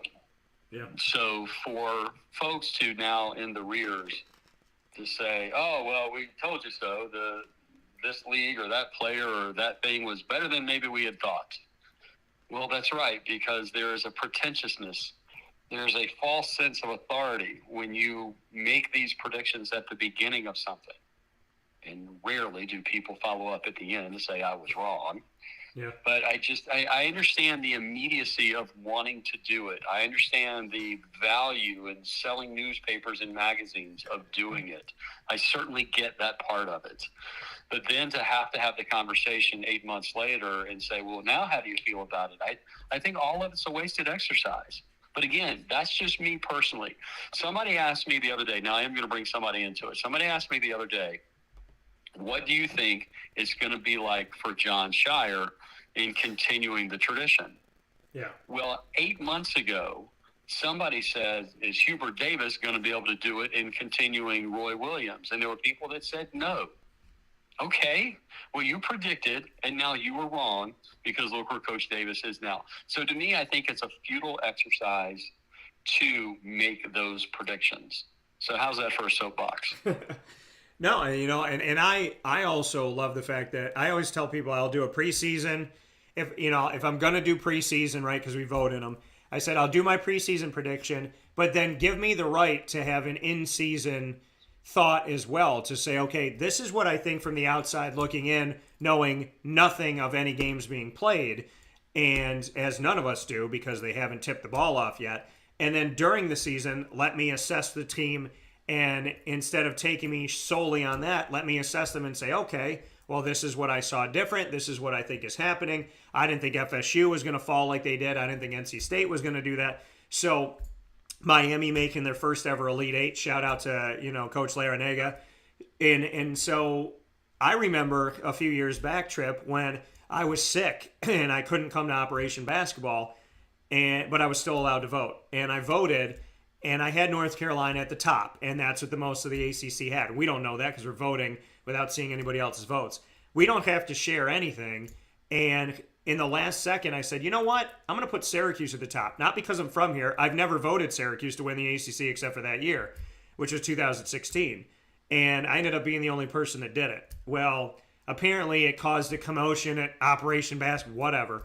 And to make a long story short, the newspaper here comes to me and says, well, we're going to write a story about you, basically whether you like it or not. You can either give us quotes or you can do nothing. But I was like, well, if I do nothing, you're going to make me look stupid. So I gave all of my reasoning, fully knowing they weren't going to put it all in the paper because they have to make me look irrational. And so I wrote my own article and said, here's all of my reasons why I said what I said. And here is what I think about all of these players. And I'm going to go into depth about at least 5 to 7 of these players. And Boeheim only plays 5 to 7 of them. So I did all of that. And then during the season, right, I ended up being right. And when it came down to it, who was in the Final Four? Syracuse and North Carolina. They were the two best teams of the ACC that year. And my dad looked at me and he goes, no one's going to follow up with you, are they? Because when people are wrong, everybody talks about it. But when somebody's right, it's very quiet. And I just remember living in that moment saying, if I'm going to do this and I feel privileged enough to do it, I'm going to do my due diligence and do my research and not just throw something at the wall. And when you are right in those moments, Trip, as you know, we're kind of the people that are like, nobody's going to give you credit for that. Nobody's going to shout you out for that. And, they're going to remember having the chip on the shoulder. I mean, I talked to Trevor Cooney about it to this day. He's like, you were the guy that picked us? I said, yeah. He laughed. He goes, how about that? I said, well, Trevor, I saw something in you guys that I felt was right. And, so I think the prediction world is an interesting world. And when you do get it right and you stand at the beginning of the season as the laughing stock and at the end of the season you're the only one correct, nobody's writing papers about that either, Trip, and you know that too. So I think we live and we learn by it, but more than anything else, I like to let the players decide what's going to happen on the court. I'll let you go after this comment. My brother texted me the other day, and he says, my daughter got 3 of the 4 teams right in her bracket pick. And I said, that's awesome. And it's so funny how close you can get when you fill them out after the Elite Eight. So that's very true. Well, I could proudly say I did it before the season started, but if Villanova wins it all, Trip, and everything we talked about today goes out the window, speaking of Duke and North Carolina, if Villanova wins it all, then I can thank Jay Wright for keeping me clean on this one. But it's going to be a great Final Four no matter what. It's always great to talk with you, and I appreciate your time and appreciate the stories that you told and really helping us to live in what Cameron Indoor is, whether or not we've been inside of it. So thank you for that. Thank you, buddy. I appreciate the invite. All right, I'll talk to you soon. See you. Take care. That coming from Trip Durham here on Wake Up Call with Dan Tortora, where sports meets that thing called life. From inside of the Cafe Cubal studios, we're going to take a quick step aside. We're coming back with Bob Holliday. He will bring us past our promise of 11 a.m. Wake Up Call with Dan Tortora, 9 a.m. to 11 a.m. Eastern Time, and we are going to go far beyond 11 o'clock this morning in order to have this conversation the right way, because the history of Duke and North Carolina, told by a fantastic historian in Bob Holliday, is coming up next. From inside of the Cafe Cubal studios, this is Wake Up Call with Dan Tortora. You are amazing, and I want to thank you for being a part of the show, as always, every Monday through Friday from 9 a.m. to 11 a.m. Eastern Time. We'll be back right after this with Bob Holliday of WORALSportsFan.com.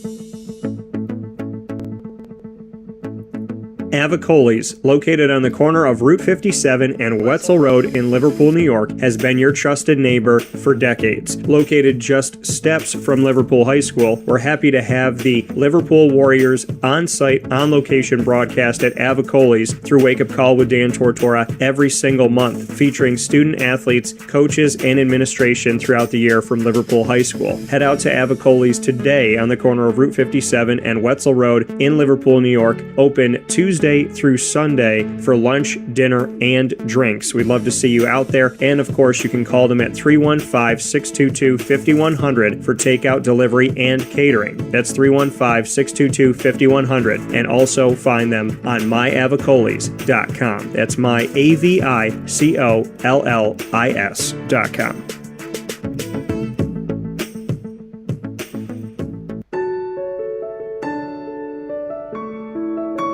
Having peace of mind when you're out of town that your furry-loving friend is safe and sound means taking them to Canine Campground, because we all know that when it comes to the love of our pets, it goes well beyond the call of duty to make sure they're safe and sound. Right, Lily? So take a ride to 242 Johnson Street in East Syracuse, New York, and see Canine Campground and where your dog will be staying, in the classic cabin, the executive cabin, the grand cabin, or of course the luxury cabin, because if you know Lily, you know she loves luxury. Now you don't have to wait to the last minute to find a family member or a friend that'll take your dog for a few days. Call Canine Campground at 315-299-4013. That's 315-299-4013. Their drop-off and pickup times are Monday through Sunday. Check K9Campground.com for more information. That's the letter K, the number 9, and campground spelled with a K.com. K9Campground.com. When you're going out of town, bring your dog to Canine Campground.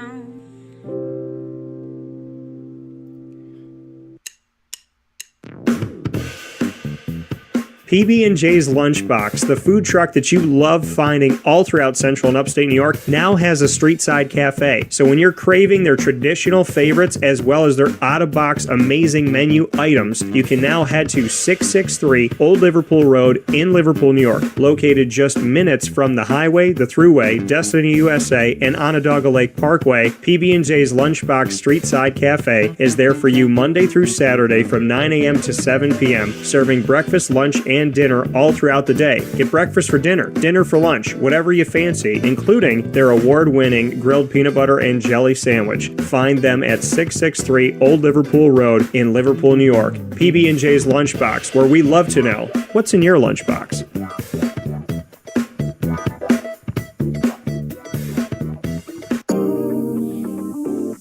As a patient, what do we want? To be cared for, to be listened to, and to have someone walk us through the process on our path to victory. Victory Sports Medicine and Orthopedics does all of those things beautifully, with Dr. Mark Petropoli leading the team on 791 West Genesee Street in Skaneateles, New York, located minutes from beautiful Skaneateles Lake. Whatever your injury may be from head to toe, preventative care, rehab, physical therapy, laser therapy, and surgery are all available at Victory Sports Medicine and Orthopedics, where they care about us, they listen to us, and they understand that everyone's path to victory is a little bit different. Let them help you on yours by calling 315-685-7544 to make your appointment today. That's 315-685-7544. And find out more information at victorysportsmedicine.com.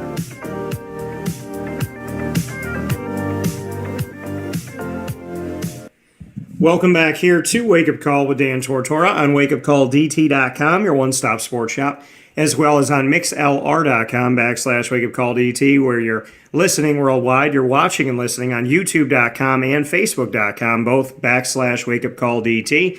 And, of course, you're here with us as well on facebook.com/livenowdt. From inside the Cafe Kubal Studios, make sure you fill your cup up right at all of their locations, 3501 James Street, 324 West Water Street, as well as 401 South Salina Street, each in Syracuse, inside of Galasanos Children's Hospital down the road from the Dome. And we thank everybody at Galasanos Children's Hospital for what they do for our children and our families and the miracles that God works through them every day. I also want to give a special thanks to 343 Fayette Street in Manlius, Cafe Kubal out there, and to the corner of Route 11 and Taft Road at their drive-through location at the Sweetheart Corners in North Syracuse. With that being said, I hope Bob Holliday was listening. There will be a test at the end of this conversation.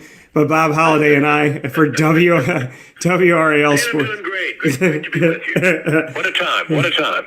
So, WRAL Sports fan, a contributor, longtime broadcasting voice, longtime writing voice, longtime just sports journalist. And I had the opportunity, the blessing, to meet Bob Holliday once Syracuse jumped into the ACC almost a decade ago. I crossed paths with Bob Holliday. We became the gentlemen that share the microphone the majority of the time in the TV room, and I could not be happier to share a microphone with somebody. So I appreciate him, I respect him, and he's always been good to me. And you know, the media is a crazy world, and it's good to find good people. So with that being said, Bob, how you been? Doing great, Dan. Just normally I'm like working on my yard now, doing lots of yard work and getting some extra miles in my running and catching up on personal things that have been neglected during the basketball season. I mean, we're used to having somebody play in the Final Four, but having Duke and Carolina and the whole ACC having such a great tournament has put me way, way behind in personal things, but that's okay. I'm enjoying the basketball. It's been fantastic. Yeah, no, it's been wonderful to see this and how deep it's gone. And you've covered, the teams within North Carolina for a very long time, been very devout to that, and you've had so much experience with them. I'd love to get your take on, for the people that don't know, just how many years you've been covering these teams in North Carolina and just what it's been like to live in a world where North Carolina and Duke exist, because, one of the greatest rivalries in the history of mankind of all sports. Some people argue it's the greatest of any sport. So when did it all start for you? And just bring us into some history of how many years you've been covering these teams. Yeah, I've been blessed in basketball. My first years were spent in Kentucky and Louisville. I was born in 1951, and I saw 3 Final Fours before I was 11 years old at Freedom Hall. Incredible. Then we moved to Wisconsin in the heyday of the Al McGuire era. I was privileged to go to Coach Al's camp and got to be friends with his son, Al Jr., Allie, and hang out with the McGuire family. And then moved to North Carolina. We moved to Virginia, but I went to North Carolina to college in 1968. and that was when Dean Smith was first getting things rolling. And I saw the Final Four in '69, which is in Louisville. And anyway, started covering sports as a student. I covered my first ACC tournament was 1971, and then went to my first Final Four as a reporter in 1972 in Los Angeles. And so and saw my first Carolina Duke game. I know I was at the '72 Carolina Duke game. I saw Carolina Duke games as a student in 69, 70, and 71. So I go way back. And do you have a fondest memory or two of all your time in covering, these teams in Carolina, especially Duke in North Carolina? Do you have a moment or two that you can pinpoint? Not one, but let me just throw a few out. I mean, the 8 points in 17 seconds, obviously, there's never been another game like that.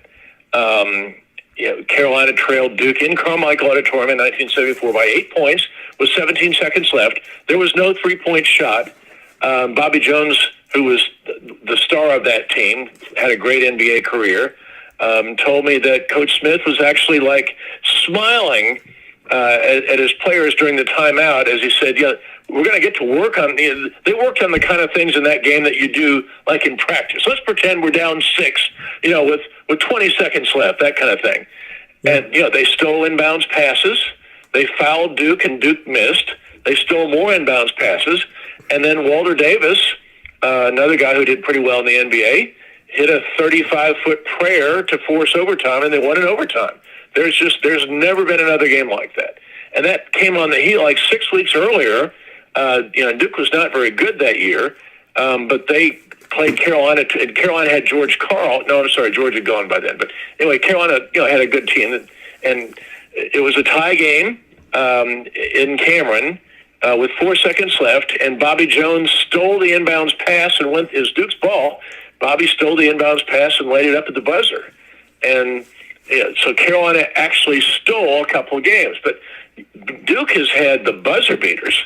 I mean, there's Robbie West, a little-known guy in 1972 who had a buzzer beater to lift a 14-12 Duke team past the North Carolina team that went to the Final Four and was ranked third in the country. You go to the most famous Duke buzzer beater was Jeff Capel, from half court on another Duke team that wasn't good. That was during Coach K's medical sabbatical year. They were 13-18, and Carolina again, of course, went to the Final Four. But Capel hits a shot from midcourt to force double overtime. And Jeff has told me that everybody sees that highlight and they forget that Duke actually lost that game. Other buzzer beaters, Austin Rivers, 2012. I mean, Duke was down double digits, and they kept coming back, and Austin Rivers lost a 3-point shot over a 7-foot defender, and Duke wins at the buzzer. And then there's actually the double buzzer beater in 2020, where Trey Jones hits a jumper to tie the game. He hits it at the buzzer. Carolina was going to win, it looked like, but nope. Trey Jones hits a jumper at the buzzer to force overtime, and then at the end of overtime, Wendell Moore does his best Lorenzo Charles impression and catches Trey Jones's air ball and redirects it into the basket, and Duke wins. And so that kind of stuff happens all the time. There are epic performances by Carolina players. I think back to Larry Miller, who was kind of there at the beginning. Larry almost went to Duke. Imagine how that would have changed the trajectory of ACC play if he'd done that. But Larry goes 13 of 14 in the ACC championship game in 1967, and that gives Dean Smith his first ever ACC championship. They go on to the Final Four. Probably the most memorable for Carolina fans is the Great Scott game 2 years later. Carolina trails by 11 at halftime. Their point guard, Dick Grubar, is out for the season, having been injured. They're struggling.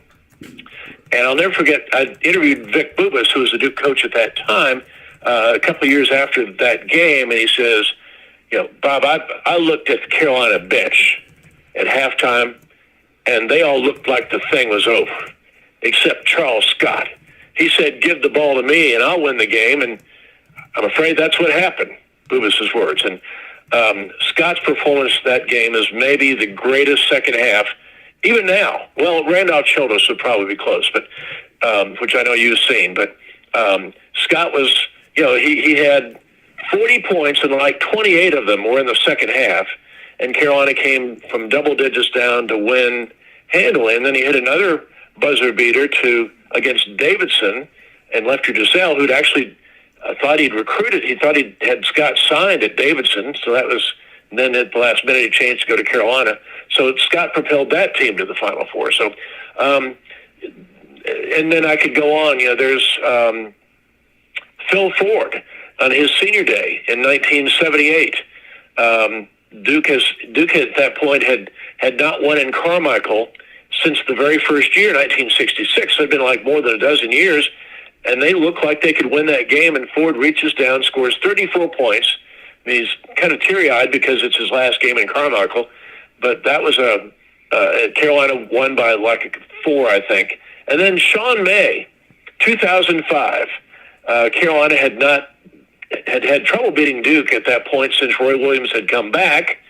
They'd lost in Durham earlier that year, didn't get off a shot, down 1, and then it looked like they might lose at home, but Sean May put the team on his back, willed them 26 points, 24 rebounds, and Carolina won that game. So buzzer beaters for Duke, epic performances by individuals for Carolina, and many more memories, but those are a few. Yeah, and here with Bob Holliday speaking on the history of Duke in North Carolina, speaking on buzzer beaters, and speaking on your firsthand experience of it as we are here on Wake Up Call with Dan Tortora. Bob, you're such a wealth of knowledge, and you know what Duke life was like before Coach K. Some people think it didn't exist, and some people think that he was the coach. And people forget, they think he was the coach of Duke forever, that he never coached anywhere else. What can you say about pre-Coach K and what that world was like for the Duke Blue Devils? I have a friend who played under Hal Bradley, who was Duke's coach in the 50s. They were decent, but when the man that really built the Duke program was Vic Bubas. Vic Bubas, and with all due respect to Coach K, I mean, Coach K would tell you that he was not the first great coach at Duke. Vic Bubas he was one of the first players at NC State when the Gray Fox, Everett Case, started big-time basketball in the ACC. I mean, and actually it was a Southern Conference then, but all the great basketball we have in our conference goes back to Everett Case, who came from Indiana. He brought so many traditions with him, and he was a great coach, loved to run and up and down the floor, the one-handed shot, press defenses, put the ball in the deep freeze when you needed to, but he was, I think, maybe the greatest promoter coach that the game has ever known. Vic Bubas was one of his first players. I think Vic Bubas actually made the first basket in Reynolds Coliseum. So anyway, the time came that Bubas wanted to go on his own and took the job at Duke, and he starts promoting at Duke like Everett Case promoted at NC State. Vic Bubas had like luncheons for women to get them interested in the game. And once the women got interested in the game, the men, of course, were interested, and the tickets sold like hot cakes. I mean, before Bubas came, you couldn't fill up the Cameron Indoor Stadium, if you can imagine that. Lots and lots of empty seats. But Bubas started filling it up. The program caught fire. I think in Vic Bubas's decade, it's pretty much a decade that he coached there, they lost maybe like 9 games at home, something like that. It's just phenomenal. And he had great players. The first thing he did was steal Art Heyman from under those of Frank McGuire, and that caused some hostilities between – those were early hostilities between Duke and UNC. There was actually a fight after that happened between Larry Brown and Art Heyman. They'd been buddies back in Long Island, but they fought in the early days of their respective playing time at Duke and Carolina. Bubas brought in Jeff Mullins, a super guy from Lexington, Kentucky. Jay Buckley, Hack Tyson. He went to the Final Four. Don't know how many people in your audience remember this, but but UCLA won the national championship in 1964, and the team they beat was Duke. And then they won it again in '65, and I believe Duke did not go. Duke got upset by NC State, so they didn't go that year. But Bubas continued to recruit. He brought in Jack Marin, Steve Sendak, and a couple guys I'm leaving out. But anyway, they were back in the Final Four in '66. So Vic Bubas took Duke to the Final Four like 3 times in the '60s. And then he decided to step out, move on to other things. Bucky Waters took over. Liked Bucky a lot. He was a great broadcaster. He had some success there, but not as much success as Duke was used to. So he moved over into the medical field as well. And ultimately, Bill Foster came in. And Bill Foster built a great program. Jim Spanarkel, whom we all hear calling games now on CBS, was his first really big recruit. He also got Mike Jaminski, another guy we hear on ACC broadcasts. He had Gene Banks and Kenny Denard and Bob Bender. Bill Foster's 1978 team played for the national championship. And they were like highly ranked all in the late 70s. And so when Foster moved on to take the job at South Carolina and Mike Krzyzewski was hired, Mike actually inherited a lot of talent for the first year. But the problem was that he just had talent for 1 year, and then he had to go recruit, and it took him a while to bring in recruits that could play at the level that Duke fans were used to. And he almost didn't make it. He was very fortunate to have a very patient athletic director, Tom Butters, who totally believed in him. In 1983, when his first great recruit class were all freshmen, they lost to Virginia by 43 points, I think it was, in the ACC tournament. And a lot of the big boosters at Duke were calling for Krzyzewski to be fired. And Tom Butters' response was to give Krzyzewski a contract extension and a raise. And it paid off. The class of '86, and still get a little bit emotional thinking about these guys, but Johnny Dawkins and Jay Billis, David Henderson, Mark Allery, those guys laid the groundwork for the program, and the rest is history. Yeah, and it is such a beautiful thing to look back on these moments and these times, and for you to really paint this picture. And as you describe these games for, people listening and watching, to be able to just dial those back up, to see those moments in their head, to hear those moments from when they listen on the radio. It's amazing what sports does to recall that. As soon as, it's almost like, you go outside and you smell the air and you pick up a scent and it brings you to a memory. And that's what it does, when we have these conversations about sports. You talk about something and somebody remembers where they were when they saw that. They remember what they heard on the radio. They remember what they saw on television. Some people remember it vividly. And I've sat in with a lot of sports figures, and we're doing a show somewhere out in public, and somebody will come up to them and say, "Hey, back in 1987, I remember this play that you had against this team, and you ran to the left, and I saw this." I mean, it's incredible how people don't forget, and how sports moments, music, and movies and TV shows, this entertainment world seems to linger. So, Bob, I know that you've dialed up so many things for us today as we speak with Bob Holliday of WRALSportsFan.com, and a longtime sports journalist here on Wake Up Call with Dan Tortora, celebrating Bob Holliday and the history that you've gotten to live and relive over and over again in a beautiful way. Do you have one of those, smell it in the air and you go back to those times? I mean, have you gotten nostalgic, even with Coach K, this being his last season?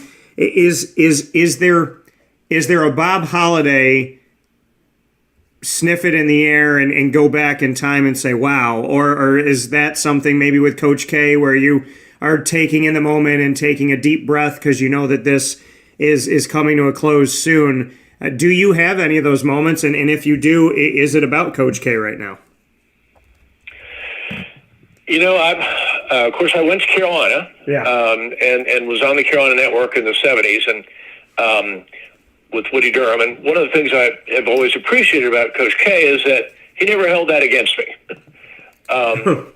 He and I had a great relationship while I was covering Duke basketball as a full-time employee, and occasionally I still get to cover games and ask questions, and he's always been very fair to me, and I feel like we've always had a great relationship. He actually, when I decided to retire from WRL full-time in 2009, he actually called me to wish me well, and that meant so much.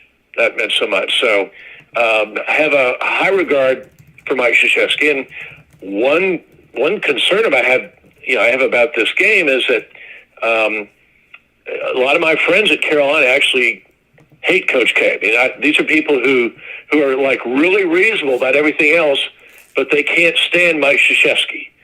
And I just disagree with them. I said, you haven't seen what I've seen. So that makes that part of this game is difficult for me. And I would say that I've seen some ugliness at Cameron Indoor Stadium. Back in the day, Duke fans had a cheer, U-G-L-Y. You ain't got no alibi. You're ugly. Carolina ugly. So that wasn't very nice. But at the same time, I've never seen or heard anything like the reception, the reprehensible reception that Mike Krzyzewski got when he came to the Smith Center on February 5th. I'm not going to say what I can't say on a family radio show what the fans said, but it was terrible, and the fans were so out of control that they even booed the governor. And Chapel Hill is a liberal place, and the governor is a Democrat, so that was a surprise. But they were booing the governor while he was announcing that the state had renamed roads in honor of Dean Smith and Roy Williams. And I'm very concerned about the fan base at Carolina and probably at Duke too. There's a post from J.J. Redick about how Carolina fans hate Duke more than Duke fans hate Carolina because Carolina fans have an inferiority complex. I disagree with the inferiority complex. I've never heard that about UNC. Maybe a superiority complex or arrogance, but haven't heard. There's no inferiority complex. But I do think, based on what I've seen lately, that maybe UNC fans hate Duke more than the other way around. And I think that's just, Mike Krzyzewski being there for 42 years, beating Carolina 50 times in 97 meetings. That's never happened before. And so I think, unfortunately, people have channeled the frustration of those losses into hatred for him, and it's not fair, it's not right. So that's something that I hope doesn't blow up this weekend. Yeah, and you were talking about that, the concern of this and the craziness of the fact that Duke and North Carolina have had this rivalry forever and a day, and they have never met in the NCAA tournament. And so it's, a time for them to meet, Final Four of 358 Division I men's basketball schools. So to meet of 350, get it down to 4, to meet for the first time ever and do it at a time where Coach K is on his retirement tour, it is very poetic. It's very cinematic. What do you think of all of this? And does it baffle you that this has never happened before, that they've never met each other in the tournament? Because when when you hear that, I'm like, no, I got to go back and check that. I got to check that. I got to, go look in history. That can't be right. So what do you think about that? And then secondly, the fact that this is going to happen at a time where Coach K is on his way out. And remember, North Carolina went into Cameron Indoor, and in the day that they're supposed to be honoring Coach K's final game at Cameron, North Carolina took him out. So this game's got that behind it. It's got the fact that it's never happened in the tournament behind it. It's got Coach K. If they knock him out, they've knocked him out twice this year. If they knock him out, North Carolina can say that they ended the coaching career of Coach K before that national championship, that they're the team that did it. If Coach K wins, then he's got an opportunity to go after another ring in his swan song. There's a lot of storylines here, Bob. What's your take? Yeah, so many storylines. it's not really that surprising, Dan, that the teams haven't met. I mean, like until 1975, the NCAA tournament was a one-bid league, and I see Krzyzewski's numbers compared to John Wooden's.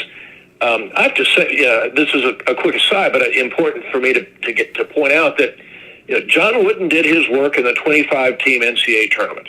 Things were so much different then. You won your conference championship, and then you played it. You got invited to the tournament, and you stayed in your region. Like UCLA would win their league every year, and then they would play games usually in California, but always in the West Coast. And they only had to win 2 games, Dan, to go to the Final Four. Can you imagine that? Yeah. And so you had fewer games and less travel. Yeah. Now you have many more games and much more travel. I mean, Duke had their first week wasn't too bad going to Greenville, South Carolina, but then to San Francisco and now to New Orleans. I mean, John Wooden never had to do anything like that. So the fact that, to me, Mike Krzyzewski's 13 Final Fours are greater than John Wooden's 12 Final Fours by quite a bit. Dean Smith, I think, went to 11 Final Fours. Some of his were in the days where things were simpler, although a lot of his were in later times also. But getting to the Final Four now is just so much more difficult than it was in the John Wooden era. So I just wanted, and Wooden was a great coach and a great person. I actually had the occasion to be at a banquet with him one time, and he was, remember asking him about all those earthquakes in California, and he said, yeah, maybe, but I was always a lot more concerned about tornadoes in Indiana. Really good man. So nothing against John Wooden, but just very different era. So, but anyway, Duke and Carolina. Oh, and with seeding, Duke and Carolina are usually both like 1 and 2 seeds, and so they're not going to play each other in an early round.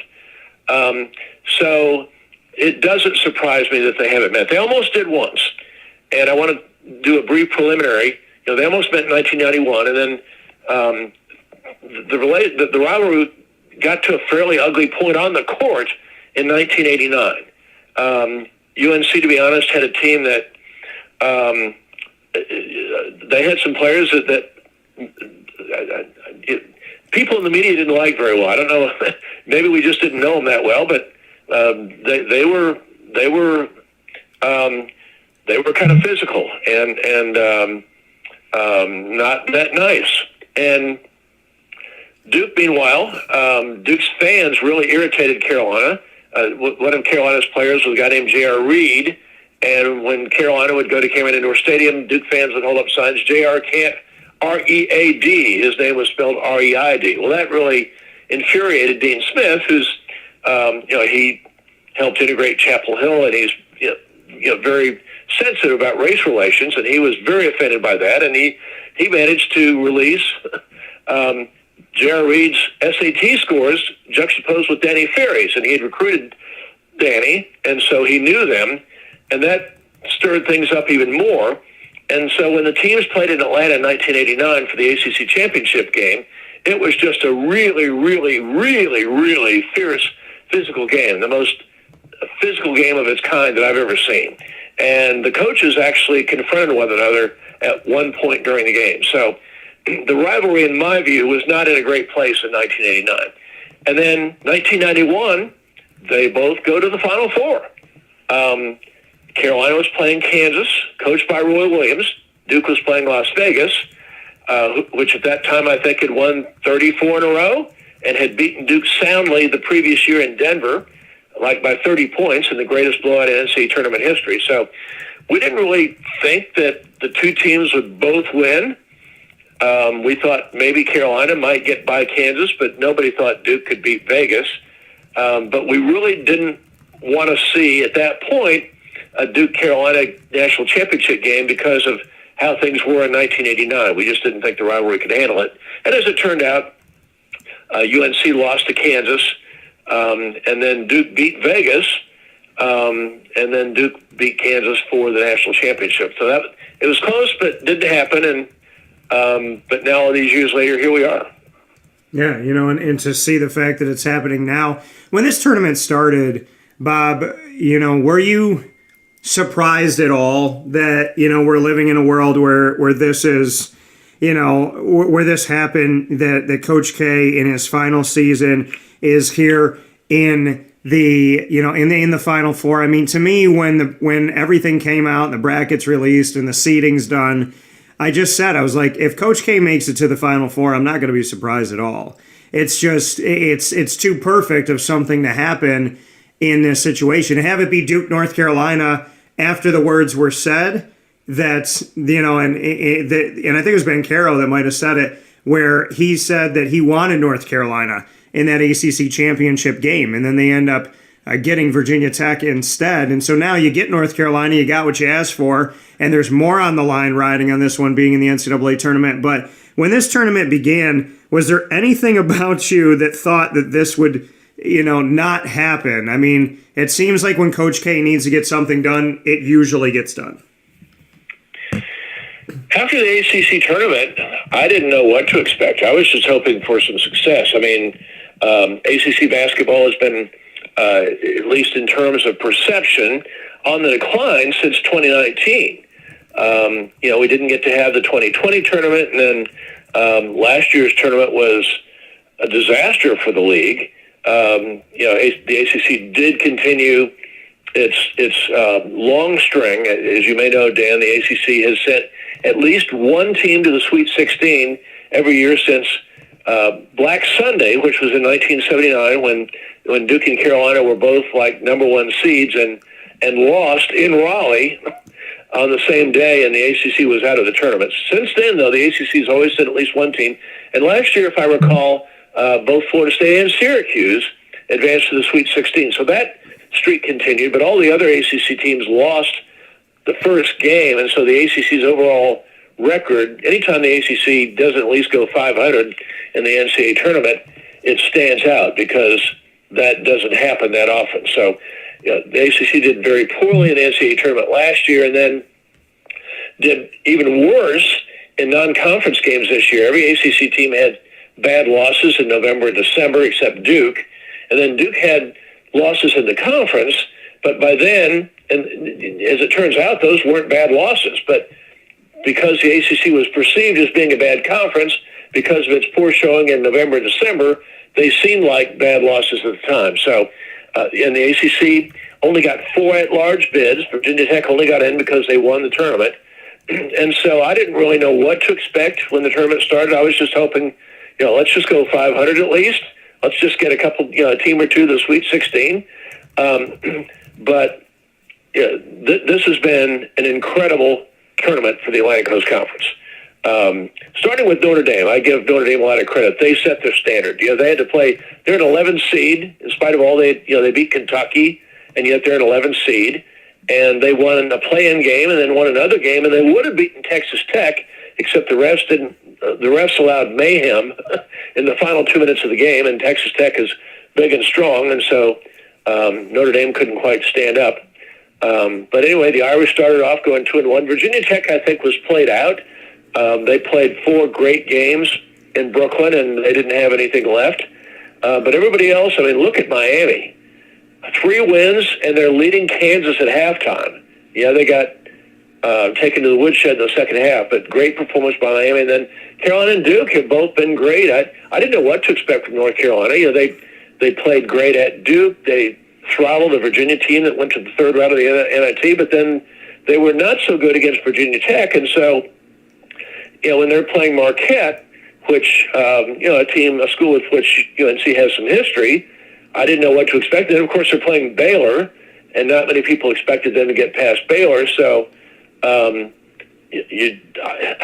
can't say that on Selection Sunday that I expected to see North Carolina in the Final Four. That's for sure, Dan. I thought Duke had a solid chance, but again, the Blue Devils were kind of taking 2 steps forward and 1 step backward. We didn't see the kind of defense from Duke against Carolina or in the ACC tournament that we saw in early and mid-February when they were kind of taking control of the conference. So didn't know what to expect, but both Carolina and Duke have played fantastic games in the NCAA tournament, and can't wait to see what happens Saturday night. Yeah, it's going to be terrific, and it's such a it's a beautiful time of year, and it's a great way to see. I mean, it is. It's fitting.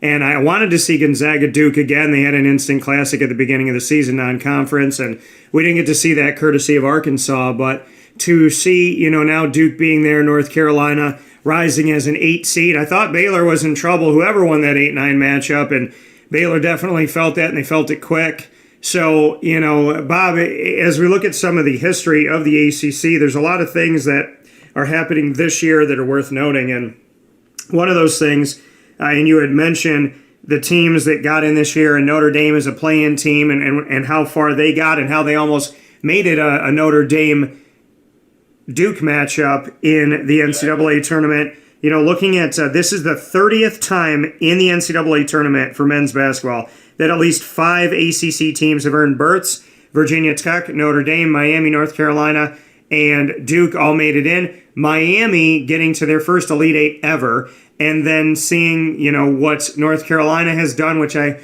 think for them to advance to where they are right now.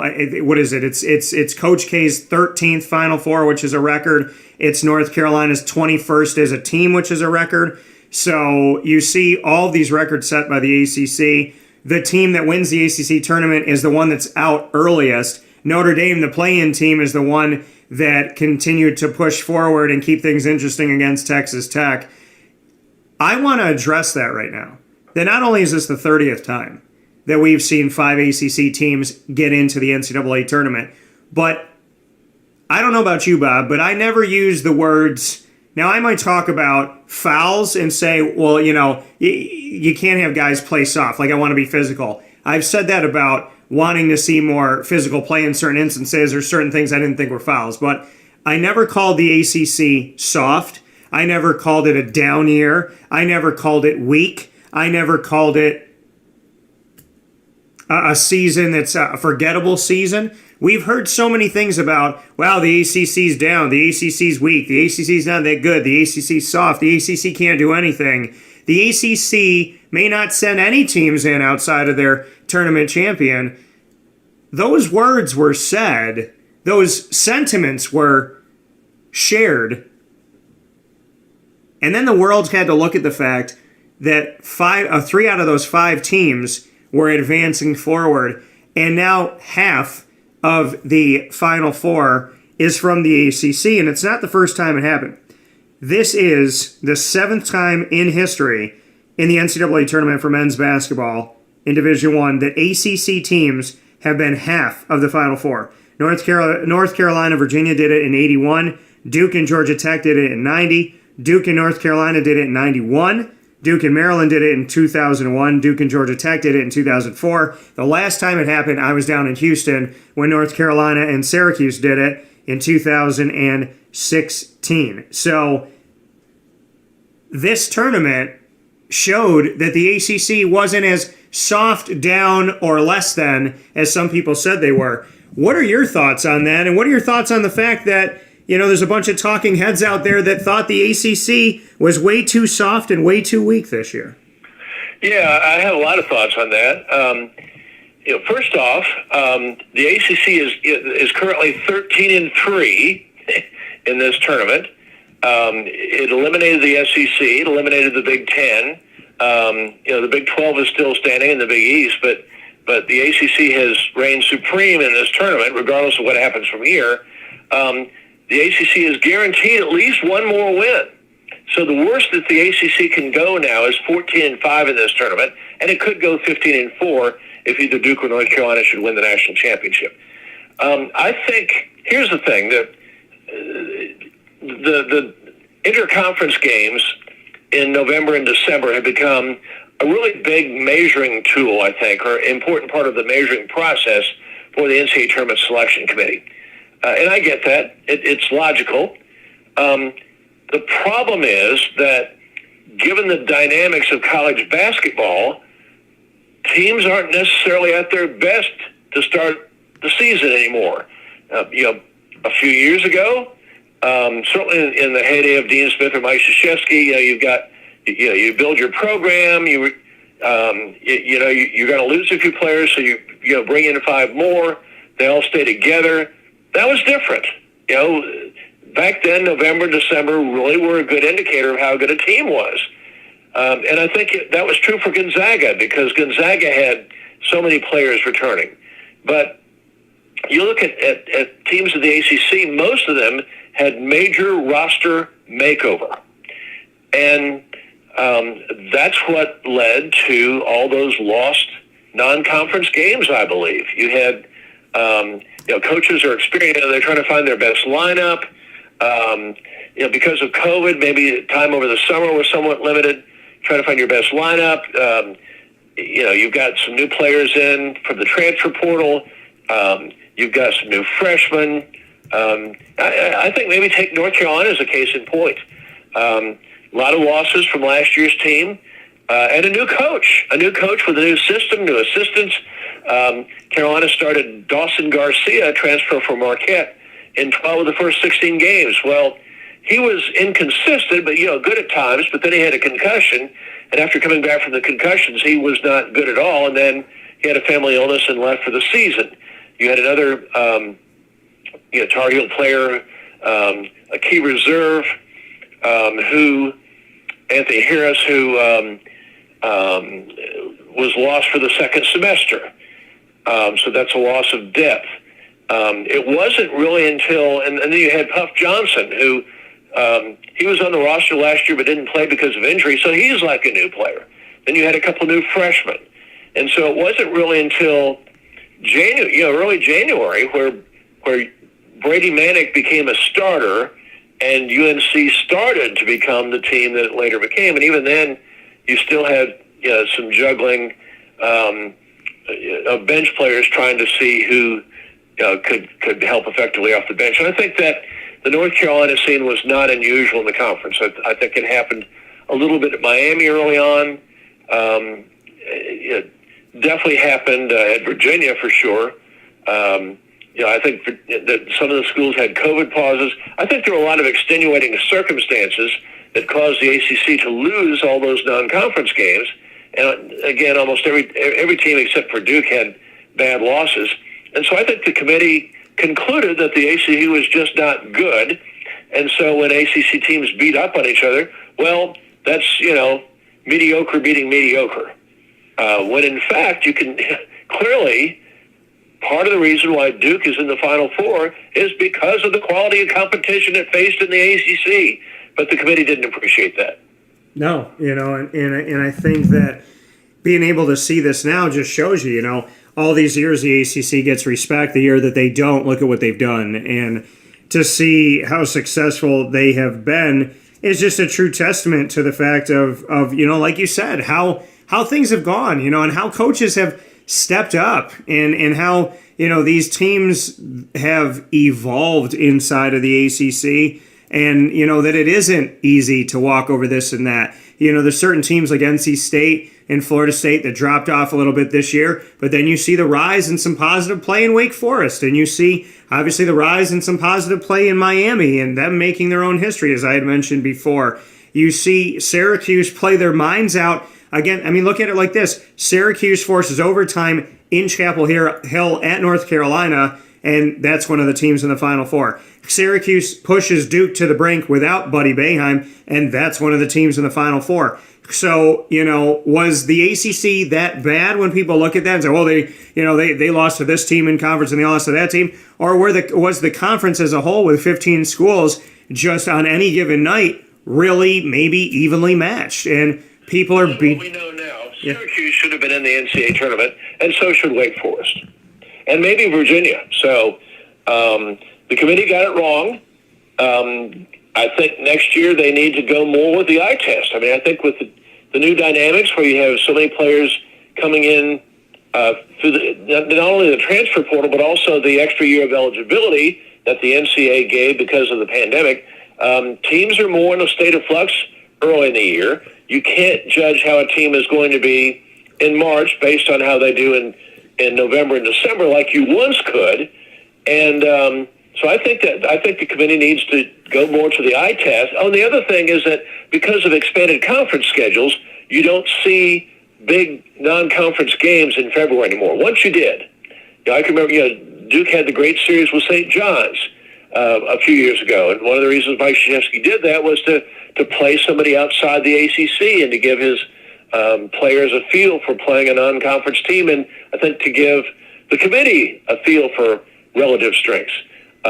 You don't see that now, and I don't know that you will with the schedules that we have. So the committee is going to have to they're going to have to do a better job of watching teams in conference and not fall victim to predisposition like happened this year. Yeah, and I agree with you. And Coach K said it in the answer to my question in the ACC tournament. We were down in Brooklyn at the Barclays Center. He said, I wish there was a way to get this Syracuse team in. I wish they could find a way to get them into the NCAA tournament.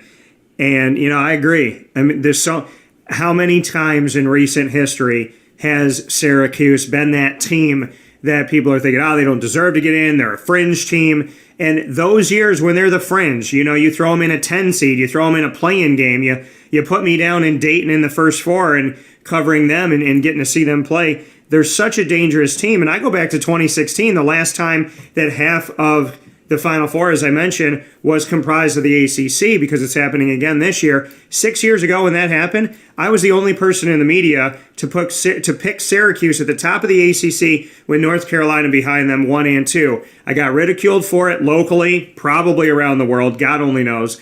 And my dad was laughing because I don't pick Syracuse because it's my hometown. I've never picked them to finish first in the ACC except for that year.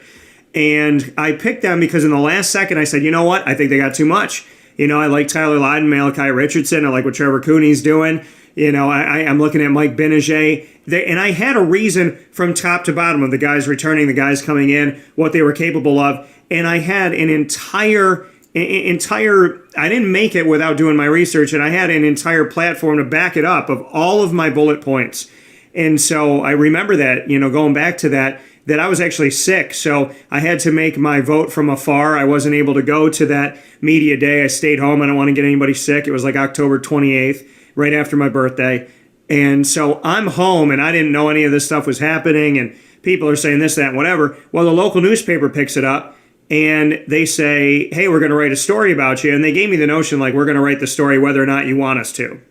And you can either give us quotes or not. And I was like, well, I know they're going to misquote me, and I know they're going to try and make me look stupid, and I know that they've already decided how they're going to write the story probably, but I'm going to give them my quotes. And I gave them everything. And then what I did was I wrote my own story on my website, because we have over 500 articles on wakeupcalldt.com. And so I wrote my own story, and I said, here's all the reasons. Because I know the paper's going to not give a bunch of them, and they're going to try and cut them up or whatever, make me look stupid. They only gave like 2 of my reasons, which made me look somewhat unintelligent. And so I said to everybody, this is what I actually said. Well, the story that came out is they said, mystery man reveals himself, guy in the media, person in the media reveals that he's the one. And I said, mystery man. I posted publicly my preseason picks on my website. They were there for 8 days. I wasn't a mystery to anybody. It just took you 8 days to find it. And during the season, my mom's laughing and she's going, holy, you know what? You might be right. And then my dad said to me, he's laughing and we're watching this, and he's like, what are they going to do when you're right? And later on in the season, he's like, wow, Dan, he's like, this is serious. Like, you might really, have to do something about this. And they make it to the Final Four of over 300 teams in the nation. And my dad's in Houston in the stands, and I'm in Houston at the game, and I'm sitting on press row. And I said to myself, none of those people are going to ask me about my thoughts. Nobody else is going to give me credit. That newspaper is never going to come back to me. So I went back to that story and I put, in case you forgot what I said. And picking Syracuse to be at the top of the ACC with North Carolina, saying those to me are the top 2 teams in the conference. Well, they were. And they made it to the Final Four. And in 2016, Bob, I can proudly tell you that not only was I proud of the team that I believed in, but I was also proud of the fact that in a world where everybody's got an opinion and nobody's ever wrong about anything, I was proud to stick by my guns, and I'm still waiting for my apology letters. That's how it goes. Syracuse, once they're in the NCAA tournament, is a difficult out. And anytime they make it, they're a threat to go deep. So in closing here, Bob, as we look toward this game going to North Carolina for you and having that in your history and being a proud Tar Heel and then also covering Coach K and building respect and rapport with him, to see this game finally happen, what are you most looking forward to? And is this the perfect way for Coach K to go out? Oh, it's the perfect way. I think because of the fact that Duke lost his last home game in Cameron, this is a chance for redemption. And so I'm eager to see, and you know, Paolo Bencara said it at the ACC tournament, we want UNC. They didn't get UNC then, but they're going to get them now. Duke will be primed. Dean Smith used to always talk about the psychological advantage. I'm going to interrupt myself here, Dan, but it's a good story. Yeah. In 1979, Jim Spanarkel's senior year, CBS commentator Jim, who was a high school teammate of Michael Korn of UNC from Jersey City, Jim Spanarkel's senior night, Dean Smith decides that he does not want to play against the Duke zone. Duke got the opening tip and scored, led 2-0.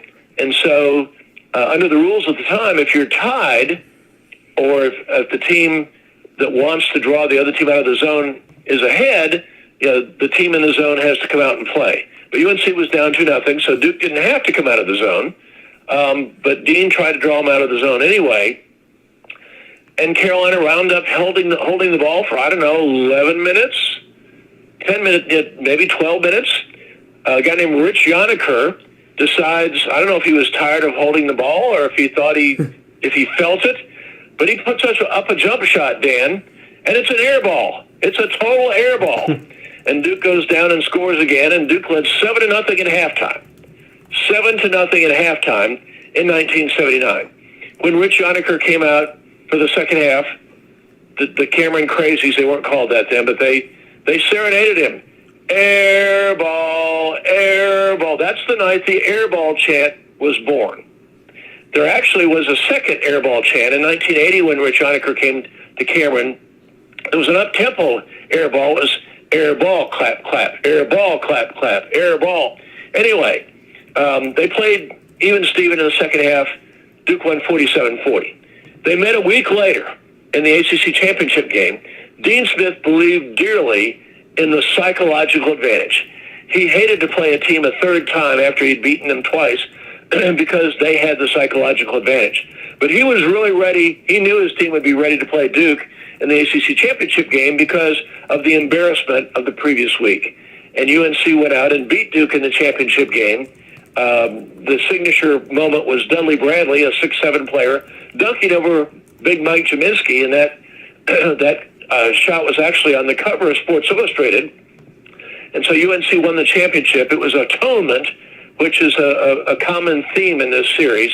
As a quick aside, that may have been the Sports Illustrated jinx because that was on the cover of Sports Illustrated. The next week, both Duke and UNC lost in Black Sunday, the last time the ACC failed to make the have one team in the Sweet 16. But anyway, atonement, and so I think that Duke will have a great sense of atonement Saturday night, and I look to see how the Blue Devils play.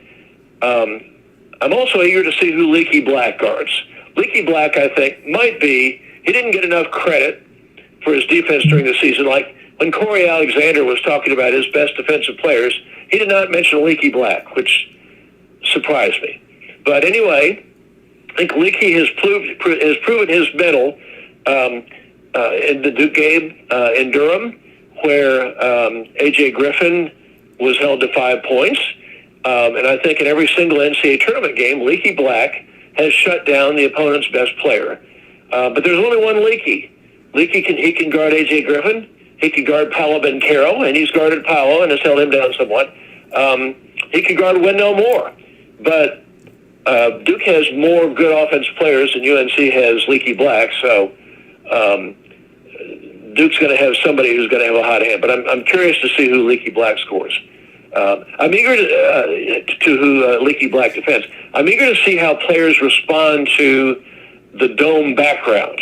In UNC history, there's a lot of cases of like Sean Williams going and Rick Fox going like 3 for 20 from outside because they don't get used to the background. So we'll play it. But on the other hand, Donald Williams did great in the Superdome in 1993, and UNC won it all. So how will players adjust to the background? I'm interested to see that.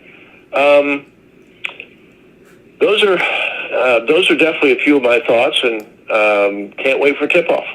Yeah, it's going to be fantastic. And Bob, as always, you never disappoint. I mean, the way that you can just pick these things up like they happened yesterday is absolutely incredible. You make me want to go back and watch every single game.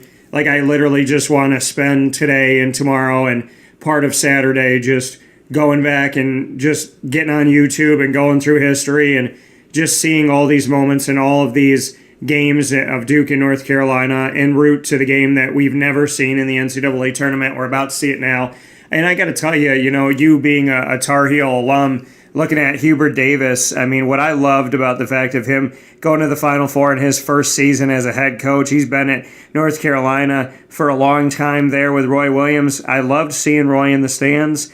I love, and hopefully I'll have another time to do this. I love every time I get to speak with Roy Williams and, getting to talk with him off the air down at Orlando Pro Summer League for the NBA a few years back when the Magic hosted. And, and that was right after his knee surgery.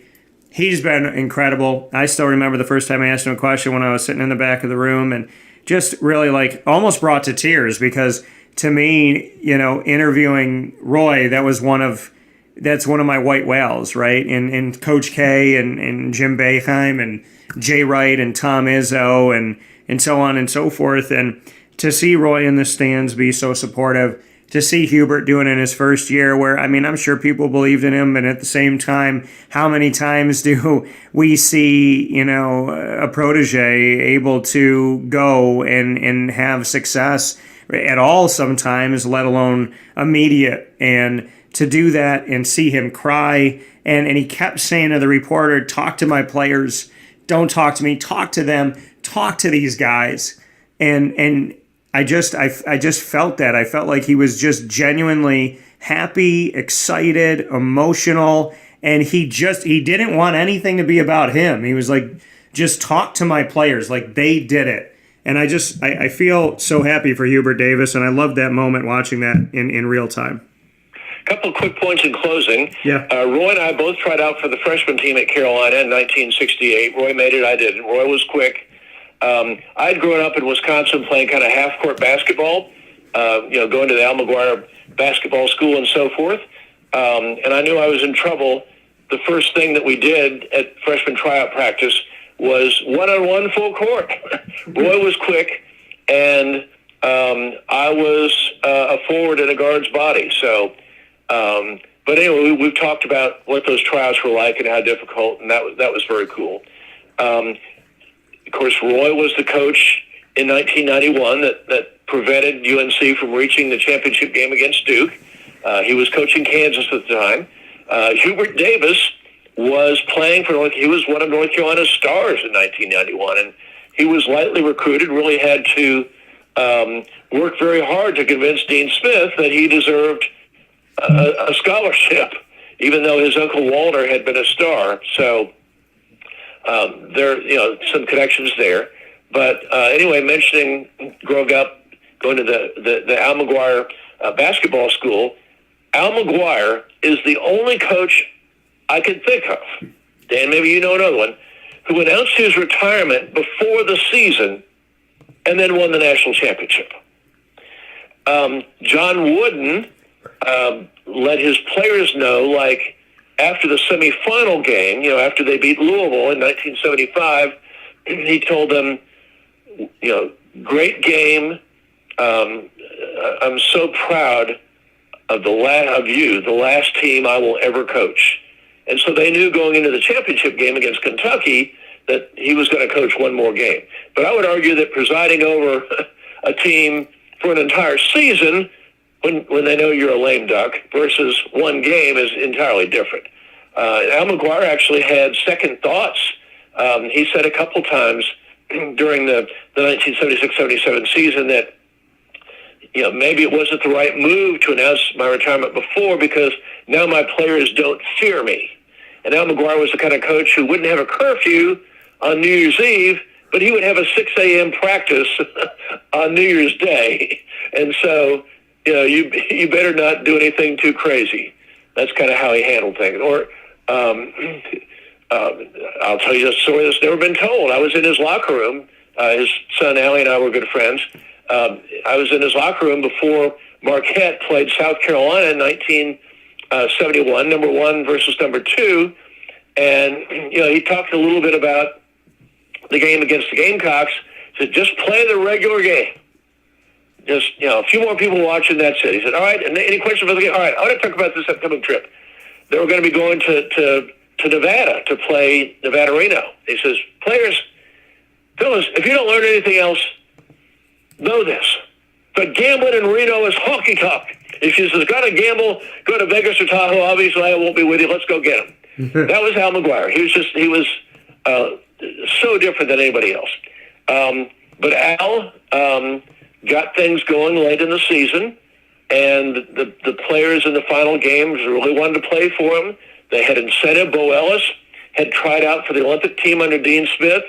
Dean Smith made all the players run a mile on the track, and this was at NC State where they were trying out. Bo Ellis took one lap around the track, said, heck with this, and kept running into the parking lot, left, and Dean Smith didn't see him again until Bo Ellis erased Bruce Buckley's shot at the critical time in the 1977 championship game. Butch Lee, whose son Matthew played so well for St. Peter's, Butch Lee had an even greater motivation. He didn't even get an invite to the trials. And so he wound up playing for Puerto Rico, and they almost upset the U.S. in the 1976 Olympics. So a lot of motivation in that game. But anyway, Marquette won it for Al. There's never really been anything like it that I know of, Dan, until Mike Krzyzewski now. And so I'm eager to see, can a second coach manage the incredible nuances of being a lame duck, a retiree, and still trying to win it all. One other thing. North Carolina has an incredible record in New Orleans. UNC is like 13-0 all-time against Tulane, and I think 6 of those games were in New Orleans. In my college days, I covered the Sugar Bowl basketball tournament, which was in New Orleans. UNC won 2 games there. UNC won a couple more games. And this is a note that Syracuse people would be interested in. Roy Danforth, the coach that preceded the legendary Jim Boeheim, landed at Tulane in 1976. And Roy Danforth was a great coach. He took Carolina to 4 overtimes in New Orleans in 1976. And that was a UNC team that had 4 Olympians on it. So great game. UNC won that. They beat Tulane in 78. And then, of course, they're 4-0 in Final Fours in New Orleans. I texted Steve Kirshner, UNC's sports information director, said, is UNC undefeated in New Orleans? I can't find a loss. And he texted back, they lost to Penn State in the second round in the Matt Doherty era, 2001. So UNC is like 12-13-1 all time in New Orleans. So, Dan, it goes both ways. Karma for Duke, karma for Carolina. We shall see. We definitely will. And as always, Bob Holliday, WRALSportsFan.com, longtime sports journalist and somebody that I truly respect and consider a friend on and off the courts and fields of life. So, Bob, thank you for everything you brought to today's show. Literally a special within a special within a special. So I'm proud, I'm grateful, and I'm just thankful for all that you have brought to the table. I'm so happy that God crossed our paths, and I always look forward to seeing you, and it's always good to catch up with you whenever we can. My pleasure, Dan. Happy April. It's about to be here. Yes, sir. Well, listen, take care of yourself, and I look forward to talking with you soon. As much as Fool's Day is right around the corner here, there is no joke we're going to see Duke and North Carolina. And in a year where people didn't expect it to happen, when all these other years they thought it was going to, I find it incredible and exciting that we get to see it right here, right now, at this time with Hubert Davis on the other side of Coach K. And Hubert's already figured out how to do it once. We'll see if he can do it again. As always, Bob, take care of yourself, stay safe, and we'll talk soon. All right, Dan. Thanks. Be well. You too.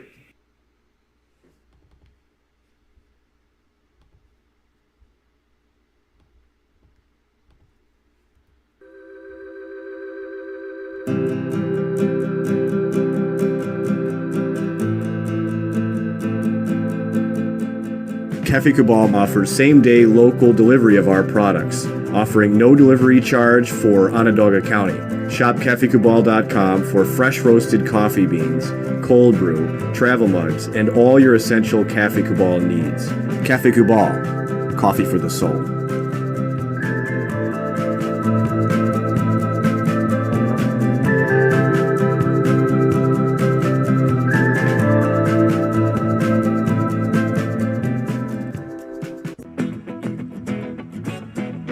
This is Amy from Mother's Cupboard, home of the Whole Frittata. We are open daily 6 a.m. to 1:30 p.m. For takeout orders, call 315-432-0942 and tune in to Wake Up Call with Dan Tortora for our monthly food challenge and try our Wake Up Call signature menu item available 7 days a week.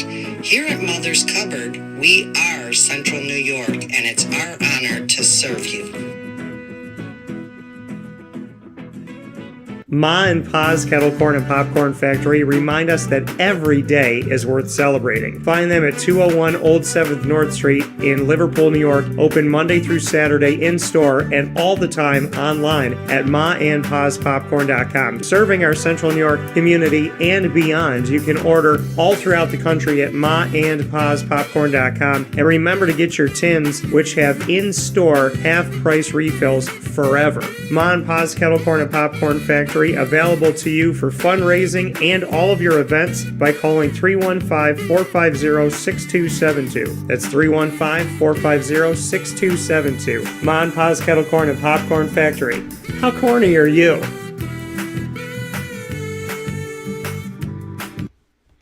The Millhouse Market, located on 3790 New York 13 in Pulaski, New York, is worth the drive every single time. Make sure you make your way out to the Millhouse Market every Tuesday through Sunday for breakfast, lunch, and dinner.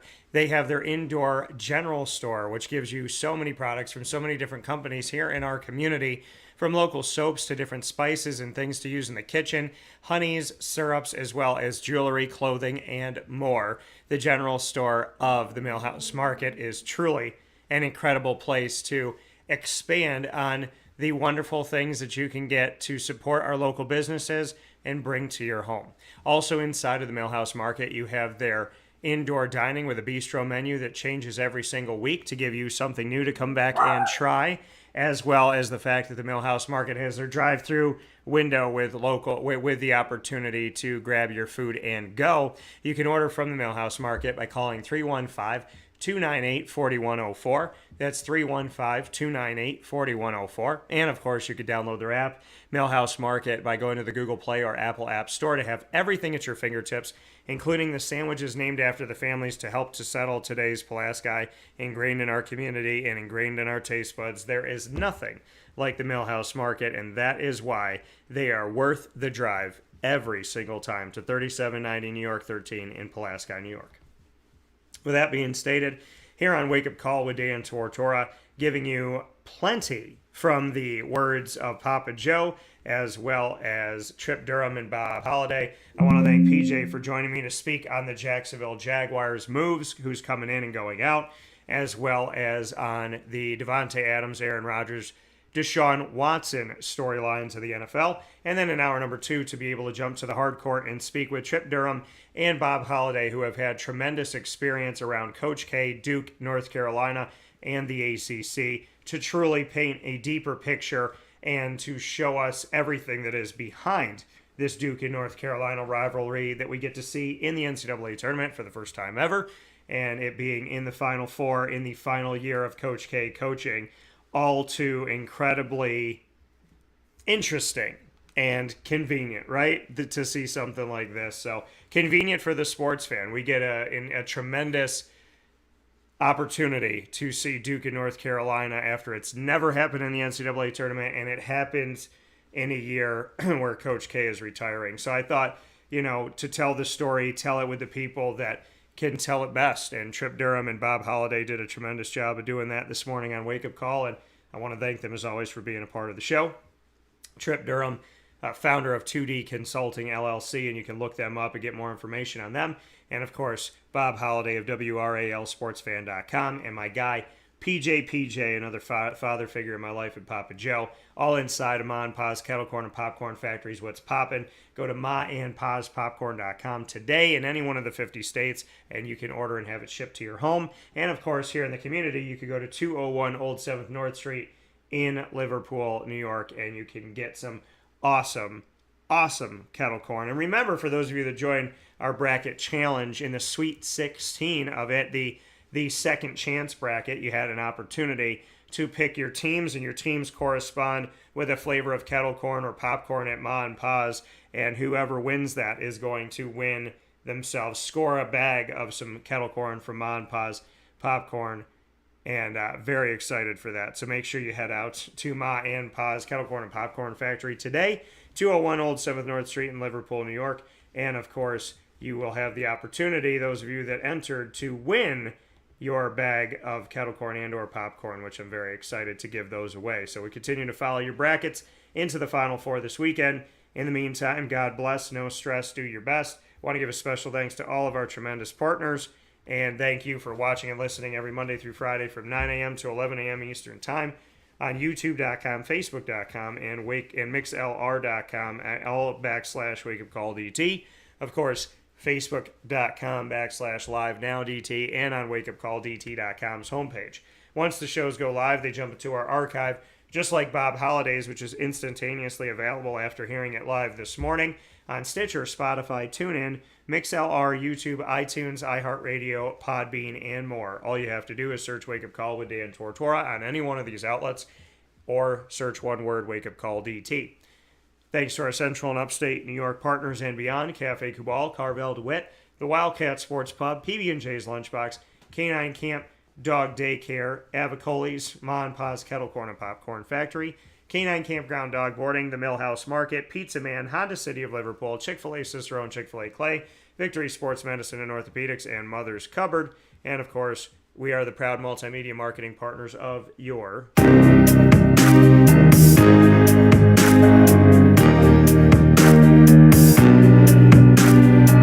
Lemoyne College Dolphins. We are proudly working with Lemoyne College and bringing you our Dolphin exclusives. In this exclusive multimedia marketing partnership, you have the opportunity to hear from the Lemoyne College Dolphins every first and third Wednesday of each month with AD and DT, featuring Athletics Director Bob Beretta and myself, Dan Tortora, speaking on specific topics for each episode.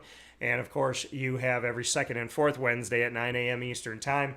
You will hear from and see the Dolphin Dive specials that we do with coaches, student athletes, as well as staff members, alumni, and future Dolphins. All of those stories are being told right now on the Lemoyne tab of WakeUpCallDT.com and on YouTube.com/WakeUpCallDT. Make sure you subscribe and search Lemoyne on our YouTube channel.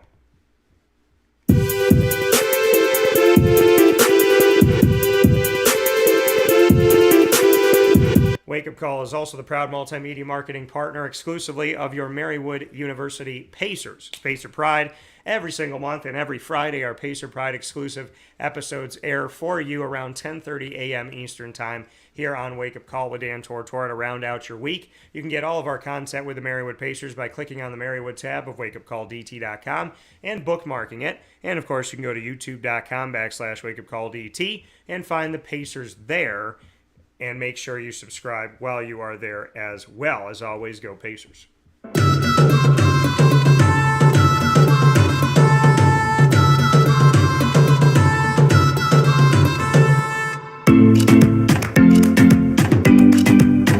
Love that. that music so much, I always got to let it play. The Bryan and Stratton College Bobcats here in Syracuse are also exclusive multimedia marketing partners with Wake Up Call with Dan Tortora and Dan Tortora Broadcast Media. Bobcat Buzz specials air every single month. We have plenty of content for you in our first month of working together, which was this past February, and plenty of great things coming up here in March, including the exclusive announcement of Clay Gagan-Sherman becoming the men's basketball head coach after Dan Frasina decided to move forward to be able to celebrate Clay and do that at Mother's Cupboard. You can go to facebook.com/livenowdt and facebook.com/wakeupcalldt to watch that exclusive broadcast of the Bobcat Buzz.